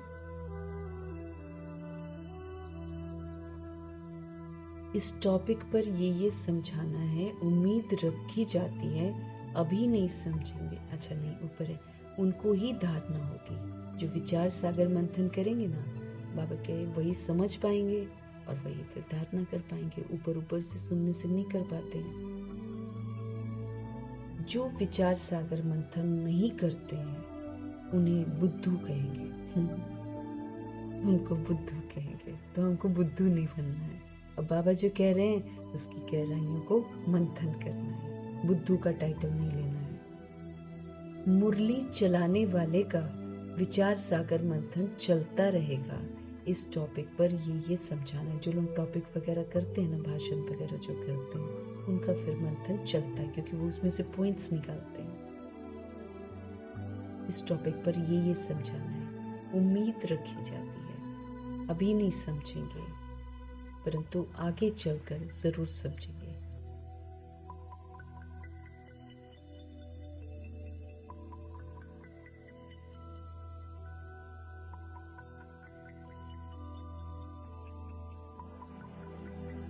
तो इस टॉपिक पर ये समझाना है बाबा के, जिनका विचार सागर मंथन चलता है वो फिर उनको इजी हो जाता है।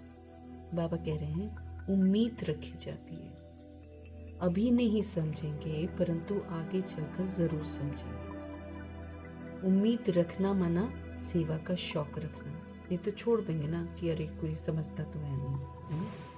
लेकिन नहीं, उम्मीद रखनी है, क्योंकि कई सोल्स सीजन के समय में जागेंगे। तो जो बीज डाला होगा वो अविनाशी है, वो फलीभूत जरूर होगा। कुछ सोल्स तुरंत जग कर पुरुषार्थ करेंगे, कुछ सोल्स फिर विनाश के समय में जाग जाएंगे, लेकिन जागना तो सभी नहीं है। इसलिए बाबा कहते हैं उम्मीद रखी जाती है कि अभी नहीं समझेंगे लेकिन आगे चलकर जरूर समझेंगे। उम्मीद रखना मना सेवा का शौक रखना। हमें थकना नहीं है। भल कोई चढ़कर फिर अधम बना है, अगर आता है तो स्नेह से बिठाएंगे ना, या कहेंगे चले जाओ। बाबा कहे थकना नहीं है, सेवा करते रहना है, करते रहना है। भल कोई चढ़ता है और चढ़कर दुर्भाग्यवश अधम बन जाता है, पतित बन जाता है, और फिर अगर फिर से आता है तो बाबा कहते हैं स्नेह से बिठाएंगे ना उसको, या कहेंगे कि चले जाओ। हालचाल तो पूछना पड़े, इतने दिन कहाँ रहे, क्यों नहीं आए? कहेंगे ना, फिर वो कहेंगे हमने माया से हार खा लिया था। समझते भी हैं सब कि ज्ञान बहुत अच्छा है, स्मृति तो रहती है सबके अंदर, भले गलत काम कर लेते हैं लेकिन अंदर ये तो स्वीकार करता है कि ज्ञान अच्छा है। स्मृति तो रहती है। बाबा कहते भक्ति में तो हार जीत पाने की बात ही नहीं है, क्योंकि किसी को समझ नहीं है वहां पर तो सब उल्टे ही काम करते हैं। वो तो फिर सबको शामिल करते हैं, पूजा पाठ को भी शामिल करते हैं। ये नॉलेज है, इसे धारण करना है। बाबा कहते हैं ये जो हमको समझ मिल रही है, बाबा कहते हैं इस समझ को धारण करना है। ये खाली सुनने के लिए नहीं मिल रही है, इसको जिंदगी में अमल में लाना है। उसको बाबा कहते हैं धारण करना है। तुम जब तक ब्राह्मण न बने तब तक तुम देवता बन भी नहीं सकते हो। अब ब्राह्मण बनना ये बहुत बड़ी लंबी लाइन है एकदम, इसमें बहुत सारी चीजें करनी है। ब्राह्मण बनना मतलब ब्रह्मचारी और साथ में ब्रह्माचारी। ब्रह्मा जी ने जो किया वो सारा करना, तब कहलाएंगे ब्राह्मण। और जो ऐसे ब्राह्मण बनेंगे वही तो देवता बनेंगे।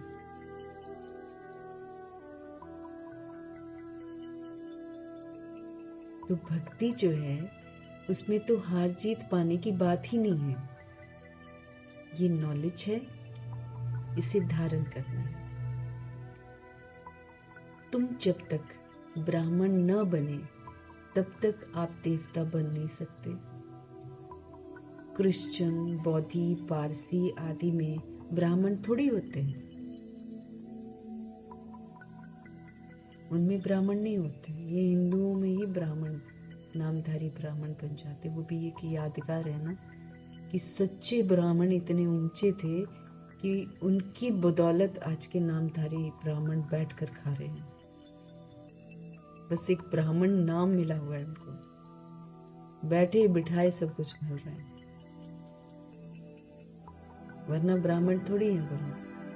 न तो ब्रह्मचर्य में रहते हैं क्योंकि परिवार बना रहे हैं, शादियां कर रहे हैं, विकारी तो वो खुद ही है।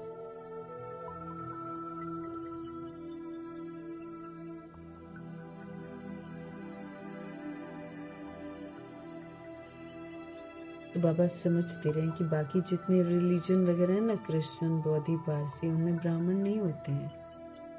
ब्राह्मण के बच्चे ब्राह्मण होते हैं। ये बातें अभी तुम समझते हो।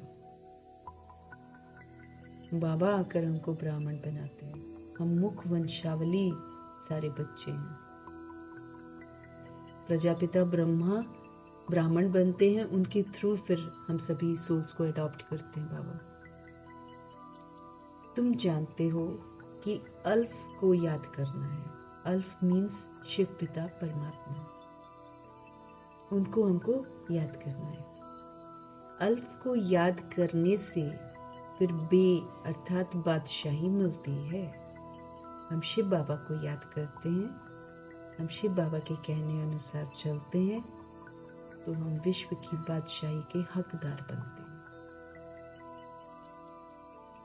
जब कोई मिले आपसे तो बाबा कहते हैं आप बोलो कि अल्फ अल्लाह को याद करो।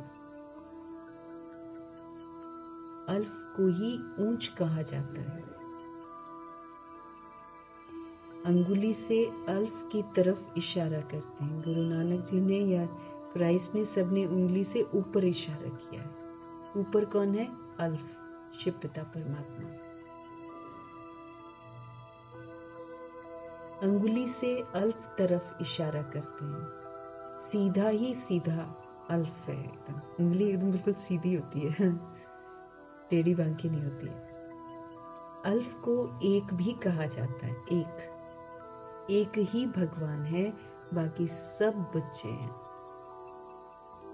तो बच्चा क्या बताएगा परमात्मा के बारे में? परमात्मा को खुद ही आना पड़ता है बताने के लिए। बच्चे जो आकर बताते हैं धर्म स्थापक, वो तो फिर एंड में एक लड़ाई का रूप होता है। भगवान को बांट देते हैं वो फिर क्रिश्चियन का भगवान, मुस्लिम का भगवान अल्लाह, और हिंदू का कुछ और सिखों का कुछ और हो जाता है।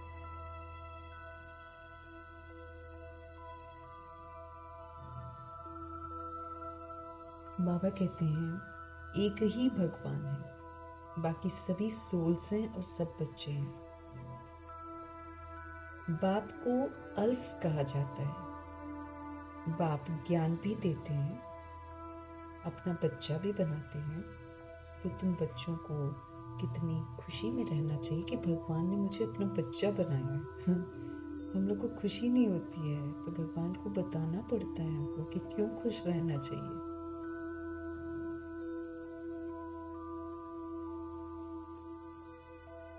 बाप हमको ज्ञान देते हैं, समझ देते हैं। हमारे मीठे बाबा हमको अपना बच्चा बनाते हैं, तो हमको कितना खुश रहना चाहिए। बाबा हमारी कितनी सेवा करते हैं, रोज पढ़ाते हैं, हर तरह की युक्ति बताते हैं, तो कितनी सेवा करते हैं, हमको विश्व का मालिक बनाते हैं। गुलामी से निकालकर मालिक बनाते हैं, फिर खुद उस पवित्र दुनिया में आते भी नहीं हैं। इतनी सुंदर only wonder of the world बनाते हैं और खुद नहीं आते। हम आत्माओं को लायक बनाकर उसमें भेज देते हैं। पावन दुनिया में कोई उनको बुलाते भी नहीं है, क्योंकि सुख ही सुख है, क्या बुलाएंगे। वो तो याद करके सारा सुख कमा लिया संगम युग में, तो फिर उधर याद करते नहीं है कुछ भी। पावन दुनिया में बाबा कहते हैं कोई भी उनको बुलाता ही नहीं है।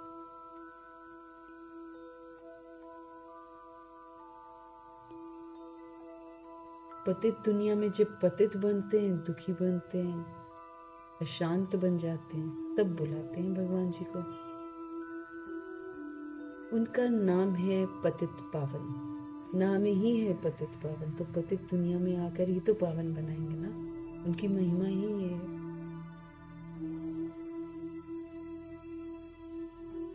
तो पापा कहते हैं पावन दुनिया में कोई उनको बुलाता ही नहीं है, पतित दुनिया में ही बुलाते हैं। पावन दुनिया में आकर क्या करेंगे? उनका नाम ही है पतित पावन। तो पुरानी दुनिया को पावन दुनिया बनाना उनकी ड्यूटी है, और कोई कर भी नहीं सकता, क्योंकि उनकी पवित्रता कायम रहती है। तो पुरानी दुनिया को पावन दुनिया बनाना ये शिव बाबा की ड्यूटी है। बाप का नाम ही है शिव। शिव माना सदा कल्याणकारी। बच्चों को शालिग्राम कहा जाता है। बच्चों को शालिग्राम कहा जाता है। दोनों की पूजा होती है, परंतु पूजा करने वालों को कुछ भी पता नहीं है कि क्यों पूजा करते हैं। बस एक रस्म रिवाज बना दी है पूजा की। बस एक दूसरे को देखकर पूजा करते रहते हैं, और दिन पर दिन नए नए चित्र बनते रहते हैं। उसी अनुसार फिर पूजा करते रहते हैं। बाबा कहते हैं परंतु पूजा करने वालों को कुछ भी पता नहीं है, बस एक रस्म रिवाज बना दी है पूजा की। देवियों के भी फर्स्ट क्लास हीरे मोतियों के महल आदि बनाते हैं, पूजा करते हैं। बाबा कहते वो तो मिट्टी का लिंग बनाया और तोड़ दिया। बनाने में मेहनत नहीं लगती है। देवियों को बनाने में मेहनत लगती है, शिवलिंग को बनाने में मेहनत नहीं लगती। वो तो बाबा कहते पानी की लहरों से गोल गोल गोल गोल वो वाला फॉर्म बन जाता है, तो उसको बनाने की मेहनत नहीं लगती है। लेकिन ये जो देवियों के बनाते हैं ना, इनमें मेहनत लगती है। तो बाबा कहते एक रस्म रिवाज बना दिया है पूजा का। देवियों के भी फर्स्ट क्लास हीरे मोतियों के महल आदि बना देते हैं, पूजा करते हैं। शुरू में तो ऐसे ही मंदिर बनाते हैं ना। बाबा कहते उधर लिंग तो मिट्टी का बना देते हैं और तोड़ देते हैं। बनाने में मेहनत नहीं लगती है, लेकिन देवियों को बनाने में बहुत मेहनत लगती है। उनकी शिव बाबा की पूजा में मेहनत नहीं लगती। देवियां तो ये जो दुर्गा पूजा होती है उसमें तो कंपटीशन होता है। बिहार में चले जाओ, कंपटीशन होता है। अलग अलग लोग बनाते हैं। कोई दालों के साथ देवी को बनाता है, कोई मसूर की दाल होती है उससे बनाते हैं, कोई फिर ब्लेड से बनाते हैं। ऐसे ऐसे करके इतना मेहनत करते हैं, और इतनी मेहनत लगता नहीं है। जब वो मूर्ति बन जाती है ना, ऐसा नहीं लगता है कि दाल से बनी है कि किससे बनी है। तो फिर कंपटीशन जब होता है, जब फर्स्ट सेकेंड वो लोग ऐलान करते हैं कि इस पंडाल की मूर्ति ऐसी है, फिर कैसे पहाड़ों से नीचे उतर रही है ना, सुंदर बनाते हैं, बहुत मेहनत करते हैं। पूरा परिवार बनता है फिर दुर्गा का ना, और असुर नीचे, और फिर सारे गणेश, लक्ष्मी, सरस्वती, इनकी मूर्तियां भी बनती हैं। सुंदर बनाते हैं, बहुत मेहनत करते हैं। शिवलिंग को बनाने में बाबा कहते कोई मेहनत नहीं करते। देवियों की फर्स्ट क्लास मूर्तियां बनाते हैं। देवियों को बनाने में मेहनत लगती है, पूजा में मेहनत नहीं लगती है। शिव बाबा की पूजा में कोई मेहनत नहीं लगती, मुफ्त में मिलता है ये पत्थर। बाबा कहते हैं पत्थर पानी में घिस घिस कर गोल बन जाता है, पूरा अंडाकार बना देते हैं, मतलब वो ओवल शेप में बन जाता है घिस घिस के पत्थर ना पानी से। कहते भी हैं अंडे मिसल आत्मा है जो ब्रह्म तत्व में रहती है, इसलिए उनको ब्रह्मांड कहते थे। तुम ब्रह्मांड के और विश्व के भी मालिक बनते हो। और जो बाबा के बच्चे बनते हैं, अगर जो बाबा की श्रीमत पर चलते हैं, जैसे लक्ष्मी नारायण जी, तो ये तो ब्रह्मांड के भी मालिक बनते हैं। एकदम शिव बाबा के साथ सबसे ऊपर स्थान मिलता है इनको, फिर विश्व का भी मालिक बनते हैं। तो पहले पहले समझानी देनी है एक बाप की। शिव को बाबा कह सभी याद करते हैं। दूसरा ब्रह्मा को भी बाबा कहते थे।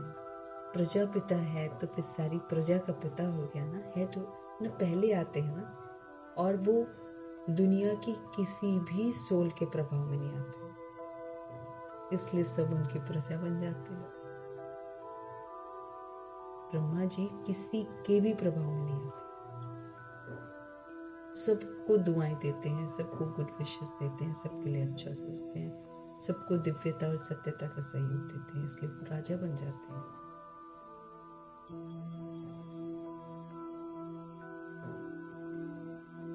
जो प्रभाव मुक्त है वो राजा है।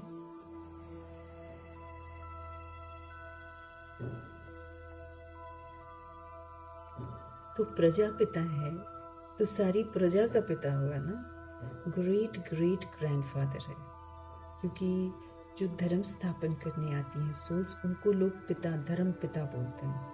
ये तो धर्म पिता से भी पहले आते हैं, इसीलिए इनको ग्रेट ग्रेट ग्रैंडफादर कहते हैं। ये सारा ज्ञान अभी तुम बच्चों में है। प्रजापिता ब्रह्मा तो कहते बहुत हैं, परंतु जानते थोड़ी हैं उनको एक्यूरेसी से।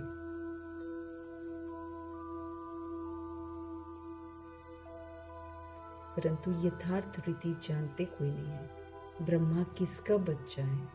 तुम कहेंगे परमपिता परमात्मा का बच्चा है, क्योंकि बाबा उनको रचते हैं। दादा लेखराज तो उससे तो वो मर गए, तो नया ब्रह्मा, इन नया ब्रह्मा का पिता कौन है? शिव बाबा। किसका बच्चा है? तुम कहेंगे परमपिता परमात्मा का। शिव बाबा ने इनको अडॉप्ट किया है, तो ये शरीरधारी हुआ ना, ईश्वर की सभी औलाद हैं। फिर जब शरीर मिलता है तो फिर प्रजापिता ब्रह्मा की अडॉप्शन कहते हैं, क्योंकि पाठ तो उनको यहाँ पर बजाना है ना। फिर प्रजापिता ब्रह्मा के थ्रू प्रभु जी अडॉप्ट करते हैं। तो जब शरीर में है तो प्रजापिता ब्रह्मा की अडॉप्शन है, और जब हम सोल हैं तो प्रभु जी की संतान है।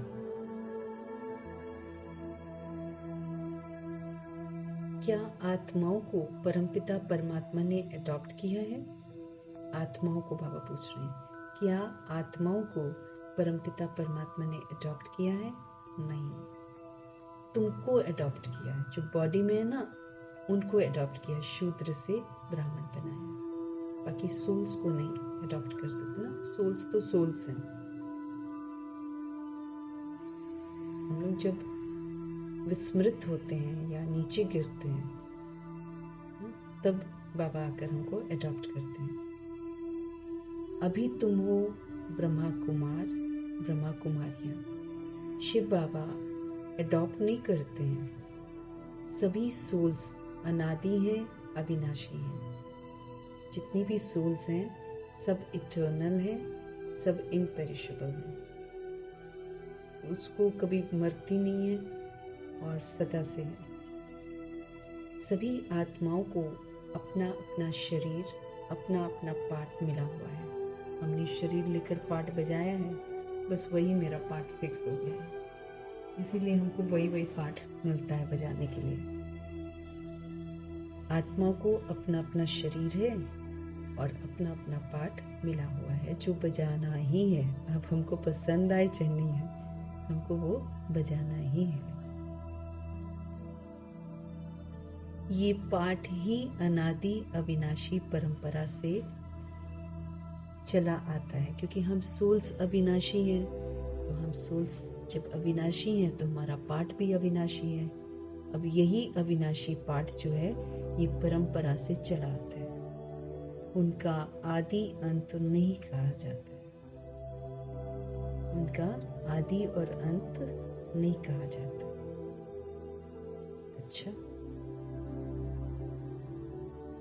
मीठे मीठे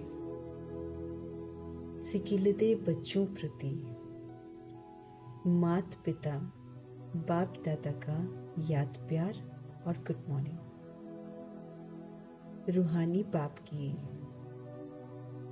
रूहानी बच्चों को नमस्ते। फिर हम रूहानी बच्चों की भी रूहानी बाप को दिल से, जान से, सिख से, प्रेम से, अदब से, रिगार्ड से, रिस्पेक्ट से, मोहब्बत से स्नेह भरी नमस्ते और तहे दिल से प्रभु जी का धन्यवाद। धारणा के लिए मुख्य सार। अपनी साहूकारी पोजीशन आदि का अहंकार जो है उसको मिटा देना है। अगर साहूकारी है, अगर कोई ऊंच मर्तबा है मना दुनिया कलयुग में, तो बाबा कहते हैं इसका अहंकार मिटा दो। अब अविनाशी ज्ञान धन से अपने को माला माल करो, क्योंकि जब तक वो अहंकार रहेगा इधर अविनाशी ज्ञान धन धारण नहीं करेंगे। इसलिए उसका अहंकार मिटना जरूरी है, तब जाकर अविनाशी ज्ञान धन से अपने को मालामाल बनाना है। सेवाओं में हमें कभी भी थकना नहीं है। सेवाओं में हमें कभी भी थकना नहीं है।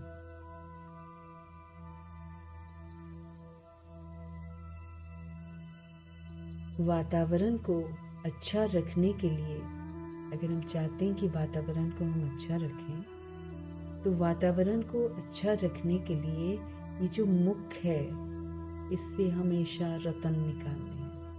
क्योंकि जब हम बाबा के वर्ड्स बोलेंगे, बाबा का जो ज्ञान है उसी का चिंतन करेंगे, वरदानी बोलेंगे, तो वायुमंडल अच्छा हो जाएगा। जब हम वही असुर वाले वर्ड्स बोलेंगे तो फिर तो वायुमंडल खराब हो जाएगा ना।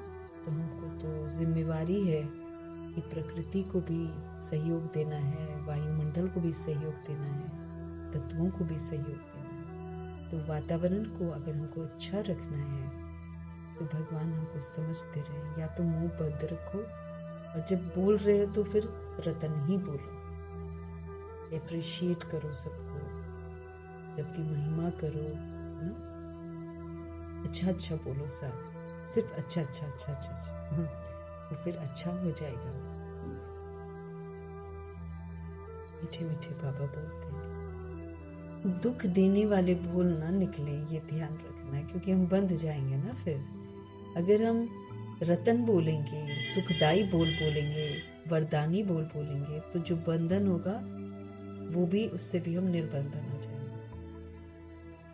लेकिन जब हम दुख देने वाले बोल बोलते हैं तो हम बंधनों में बंध जाते हैं। इस बात का हमको ध्यान रखना है। हमें हर्षित मुख रहना है।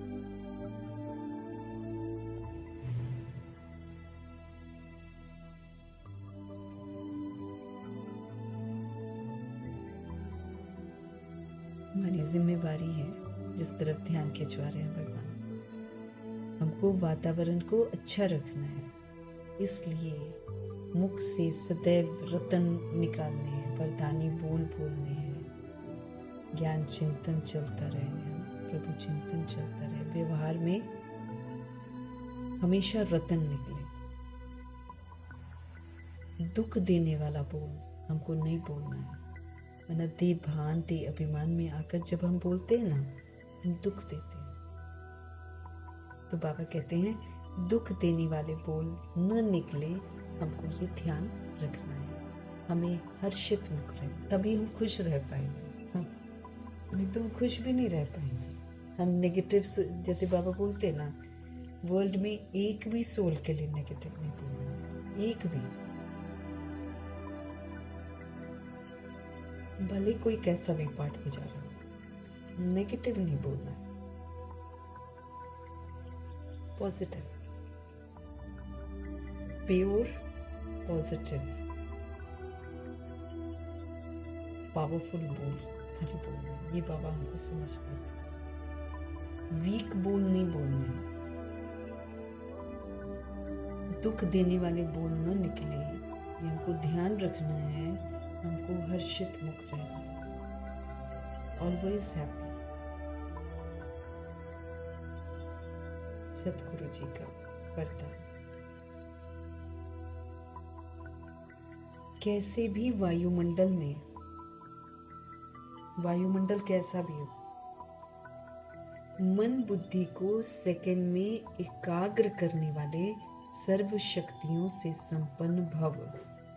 अब बाबा हमको ज्ञान दे रहे हैं, गुणों के बारे में बता रहे हैं, शक्तियों के बारे में बता रहे हैं, क्योंकि हमको ये चाहिए।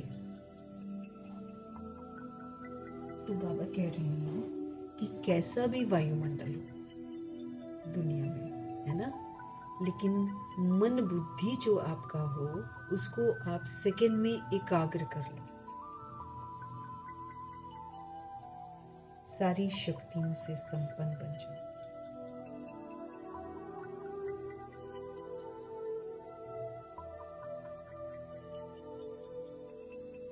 बाप दादा ने सभी बच्चों को सारी पावर्स, सर्व शक्तियां वर्षे में दी हैं। सारी पावर्स दी बाबा ने, बहुत सारी पावर्स हैं। 8 शक्तियां तो है ही हैं, लेकिन 8 शक्तियों के अतिरिक्त भी जो हम आत्माओं को चाहिए, वो बाबा ने दे रखा है। उसको यूज करना है। बाबा के स्नेह की शक्ति, महसूसता की शक्ति,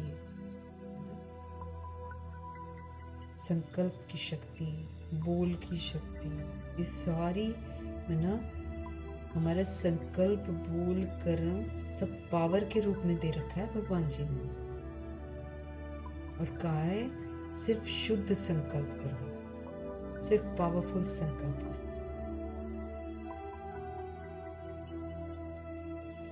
तो बाप दादा ने सभी बच्चों को सभी शक्तियां वर्षे में दी है।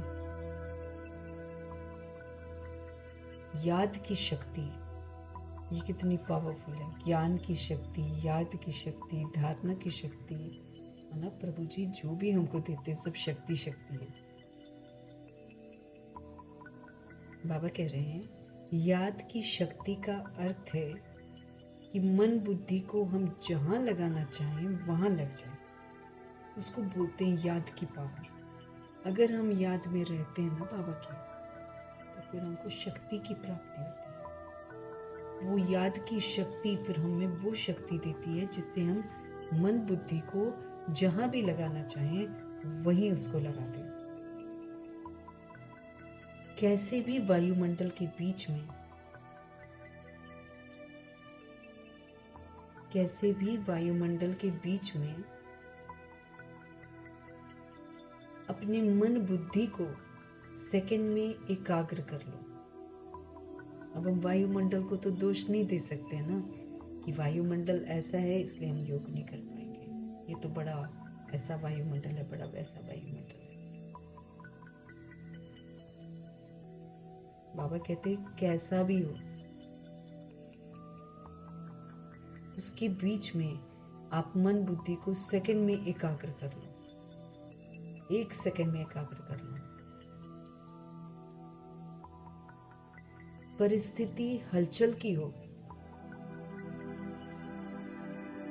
वायुमंडल तमोगुणी हो, माया अपना बनाने का प्रयत्न कर रही हो, फिर भी सेकंड में एकाग्र हो जाओ। मीठे मीठे परमपिता परमात्मा कहते हैं, परिस्थिति चाहे हलचल की हो, वायुमंडल एकदम गंदा हो, तमोगुणी हो, माया अपना बनाने की पूरी कोशिश कर रही हो, फिर भी सेकंड में एकाग्र हो जाओ। ऐसी कंट्रोलिंग पावर हो, तब कहेंगे सर्वशक्तियों से संपन्न। मन बुद्धि एक प्रभु में एकाग्र हो जाए।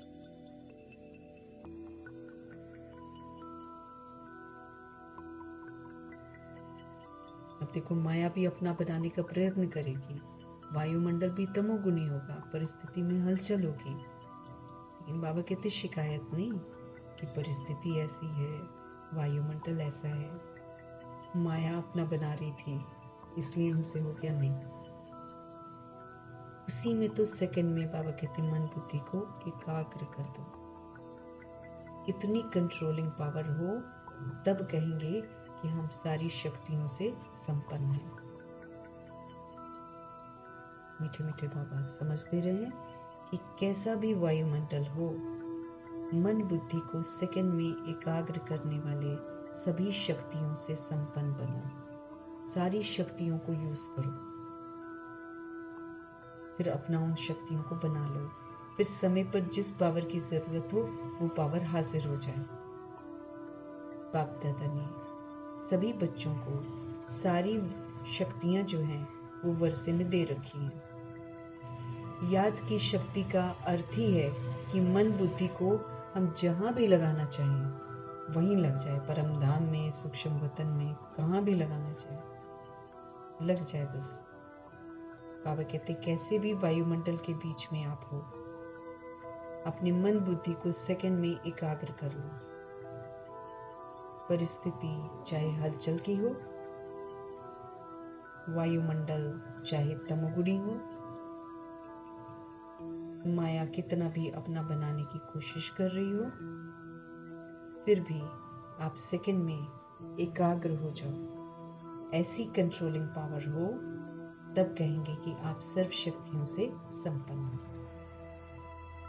शिकवे शिकायत करने वाला नहीं, हमें मन बुद्धि को। और ये जो प्रॉब्लम्स आती हैं ऐसी वाली, एक्चुअली ये हमको परिपक्व बना रही है। इसी में तो प्रैक्टिस करना है। बाबा कहते हैं परिस्थितियों में, तमोगुणी वायुमंडल में माया अपना खेल खेल रही हो, तब इसी में तो प्रैक्टिस करनी है कि हम कंट्रोलिंग और रूलिंग पावर से मन बुद्धि को एक सेकंड में एकाग्र कर दें। वायुमंडल का, परिस्थितियों का, हलचल का प्रभाव हम पर ना पड़े। तब कहेंगे हम सारी शक्तियों से संपन्न हो गए। स्लोगन, विश्व कल्याण की जिम्मेवारी और पवित्रता की लाइट का ताज पहनने वाले ही डबल ताजधारी बनते हैं। जो विश्व कल्याण की जिम्मेवारी को लेते हैं और पवित्रता की लाइट का ताज पहनते हैं, जो ये सूक्ष्म दो जिम्मेवारियों को अपनाते हैं और फिर इसी प्रमाण चलते हैं, विश्व के कल्याण का कार्य करते हैं और पवित्र भी रहते हैं। जो आत्माएं ये दोनों ताज पहनती हैं, वही तो फिर डबल ताजधारी बनते हैं। फिर उनको भविष्य में दोनों ताज मिलते हैं, रतन जड़ित ताज भी मिलता है और साथ में पीछे प्योरिटी की लाइट का भी ताज मिलता है। अभी सूक्ष्म में करो तभी तो स्थूल मिलेगा। मना बाबा कहते हैं कि सतयुग में जो राजा महाराजा जो हैं, विश्व महाराजन जो हैं, उनको जो तख्त मिलता है, उनको जो ताज मिलता है, वो तिलक जो मिलता है, वो सब अभी प्रैक्टिकल में उसको करके दिखाते हैं तब मिलता है, ऐसे थोड़ी मिल जाता है। तो ताज और तख्त जो विश्व महाराजन को मिलेगा विष्णुपुरी का, वो फिर हम ब्रह्मा जी की प्रैक्टिकल लाइफ को देख सकते हैं। इन्होंने विश्व कल्याण की जिम्मेवारी और पवित्रता के लाइट के ताज की जो जिम्मेवारी है, कितनी बखूबी निभाई है।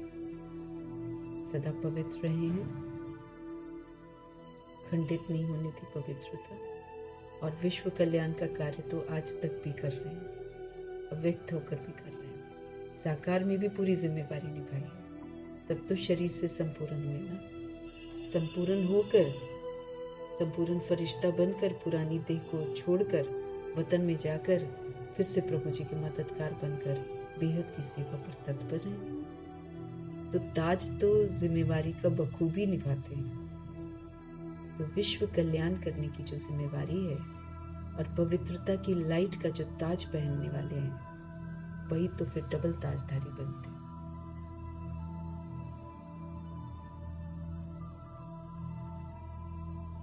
उनको फिर भविष्य में रत्न जड़ित ताज भी मिलता है, और पवित्रता का जो ब्राइट लाइट है ना सिर के पीछे, वो वाला ताज भी मिलता है। पूजनीय बन जाते हैं ना।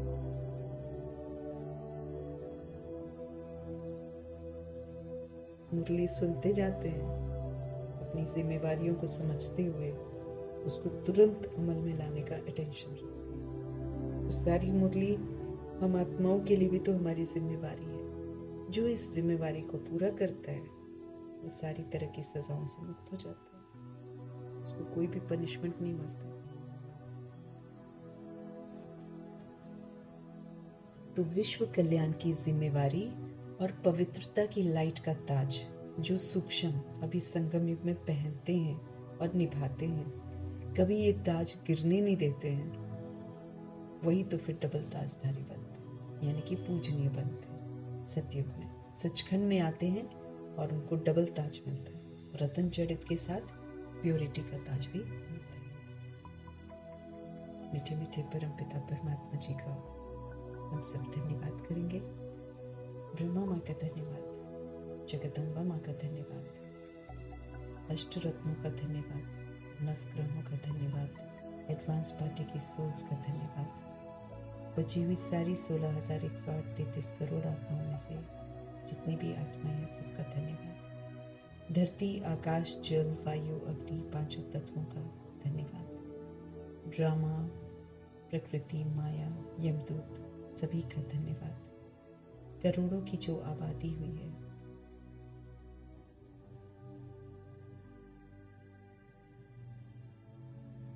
सबका धन्यवाद। साधनों का धन्यवाद, साधन बनाने वालों का धन्यवाद, साथ में रहने वाली सोल्स का धन्यवाद, सहयोगी आत्माओं का धन्यवाद।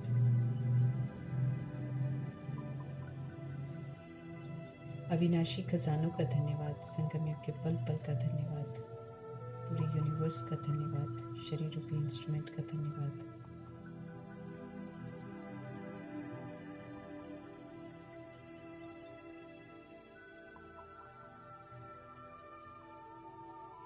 आप सभी सोल्स का धन्यवाद और सृष्टि की मेहमान नवाजी का बहुत धन्यवाद। और सभी आत्माओं की तरफ से हम सब धन्यवाद करेंगे, क्योंकि द्वापर युग और कलयुग की आत्माएं अनजान हैं, पर सृष्टि पर रहकर सब कुछ ले तो रही है ना।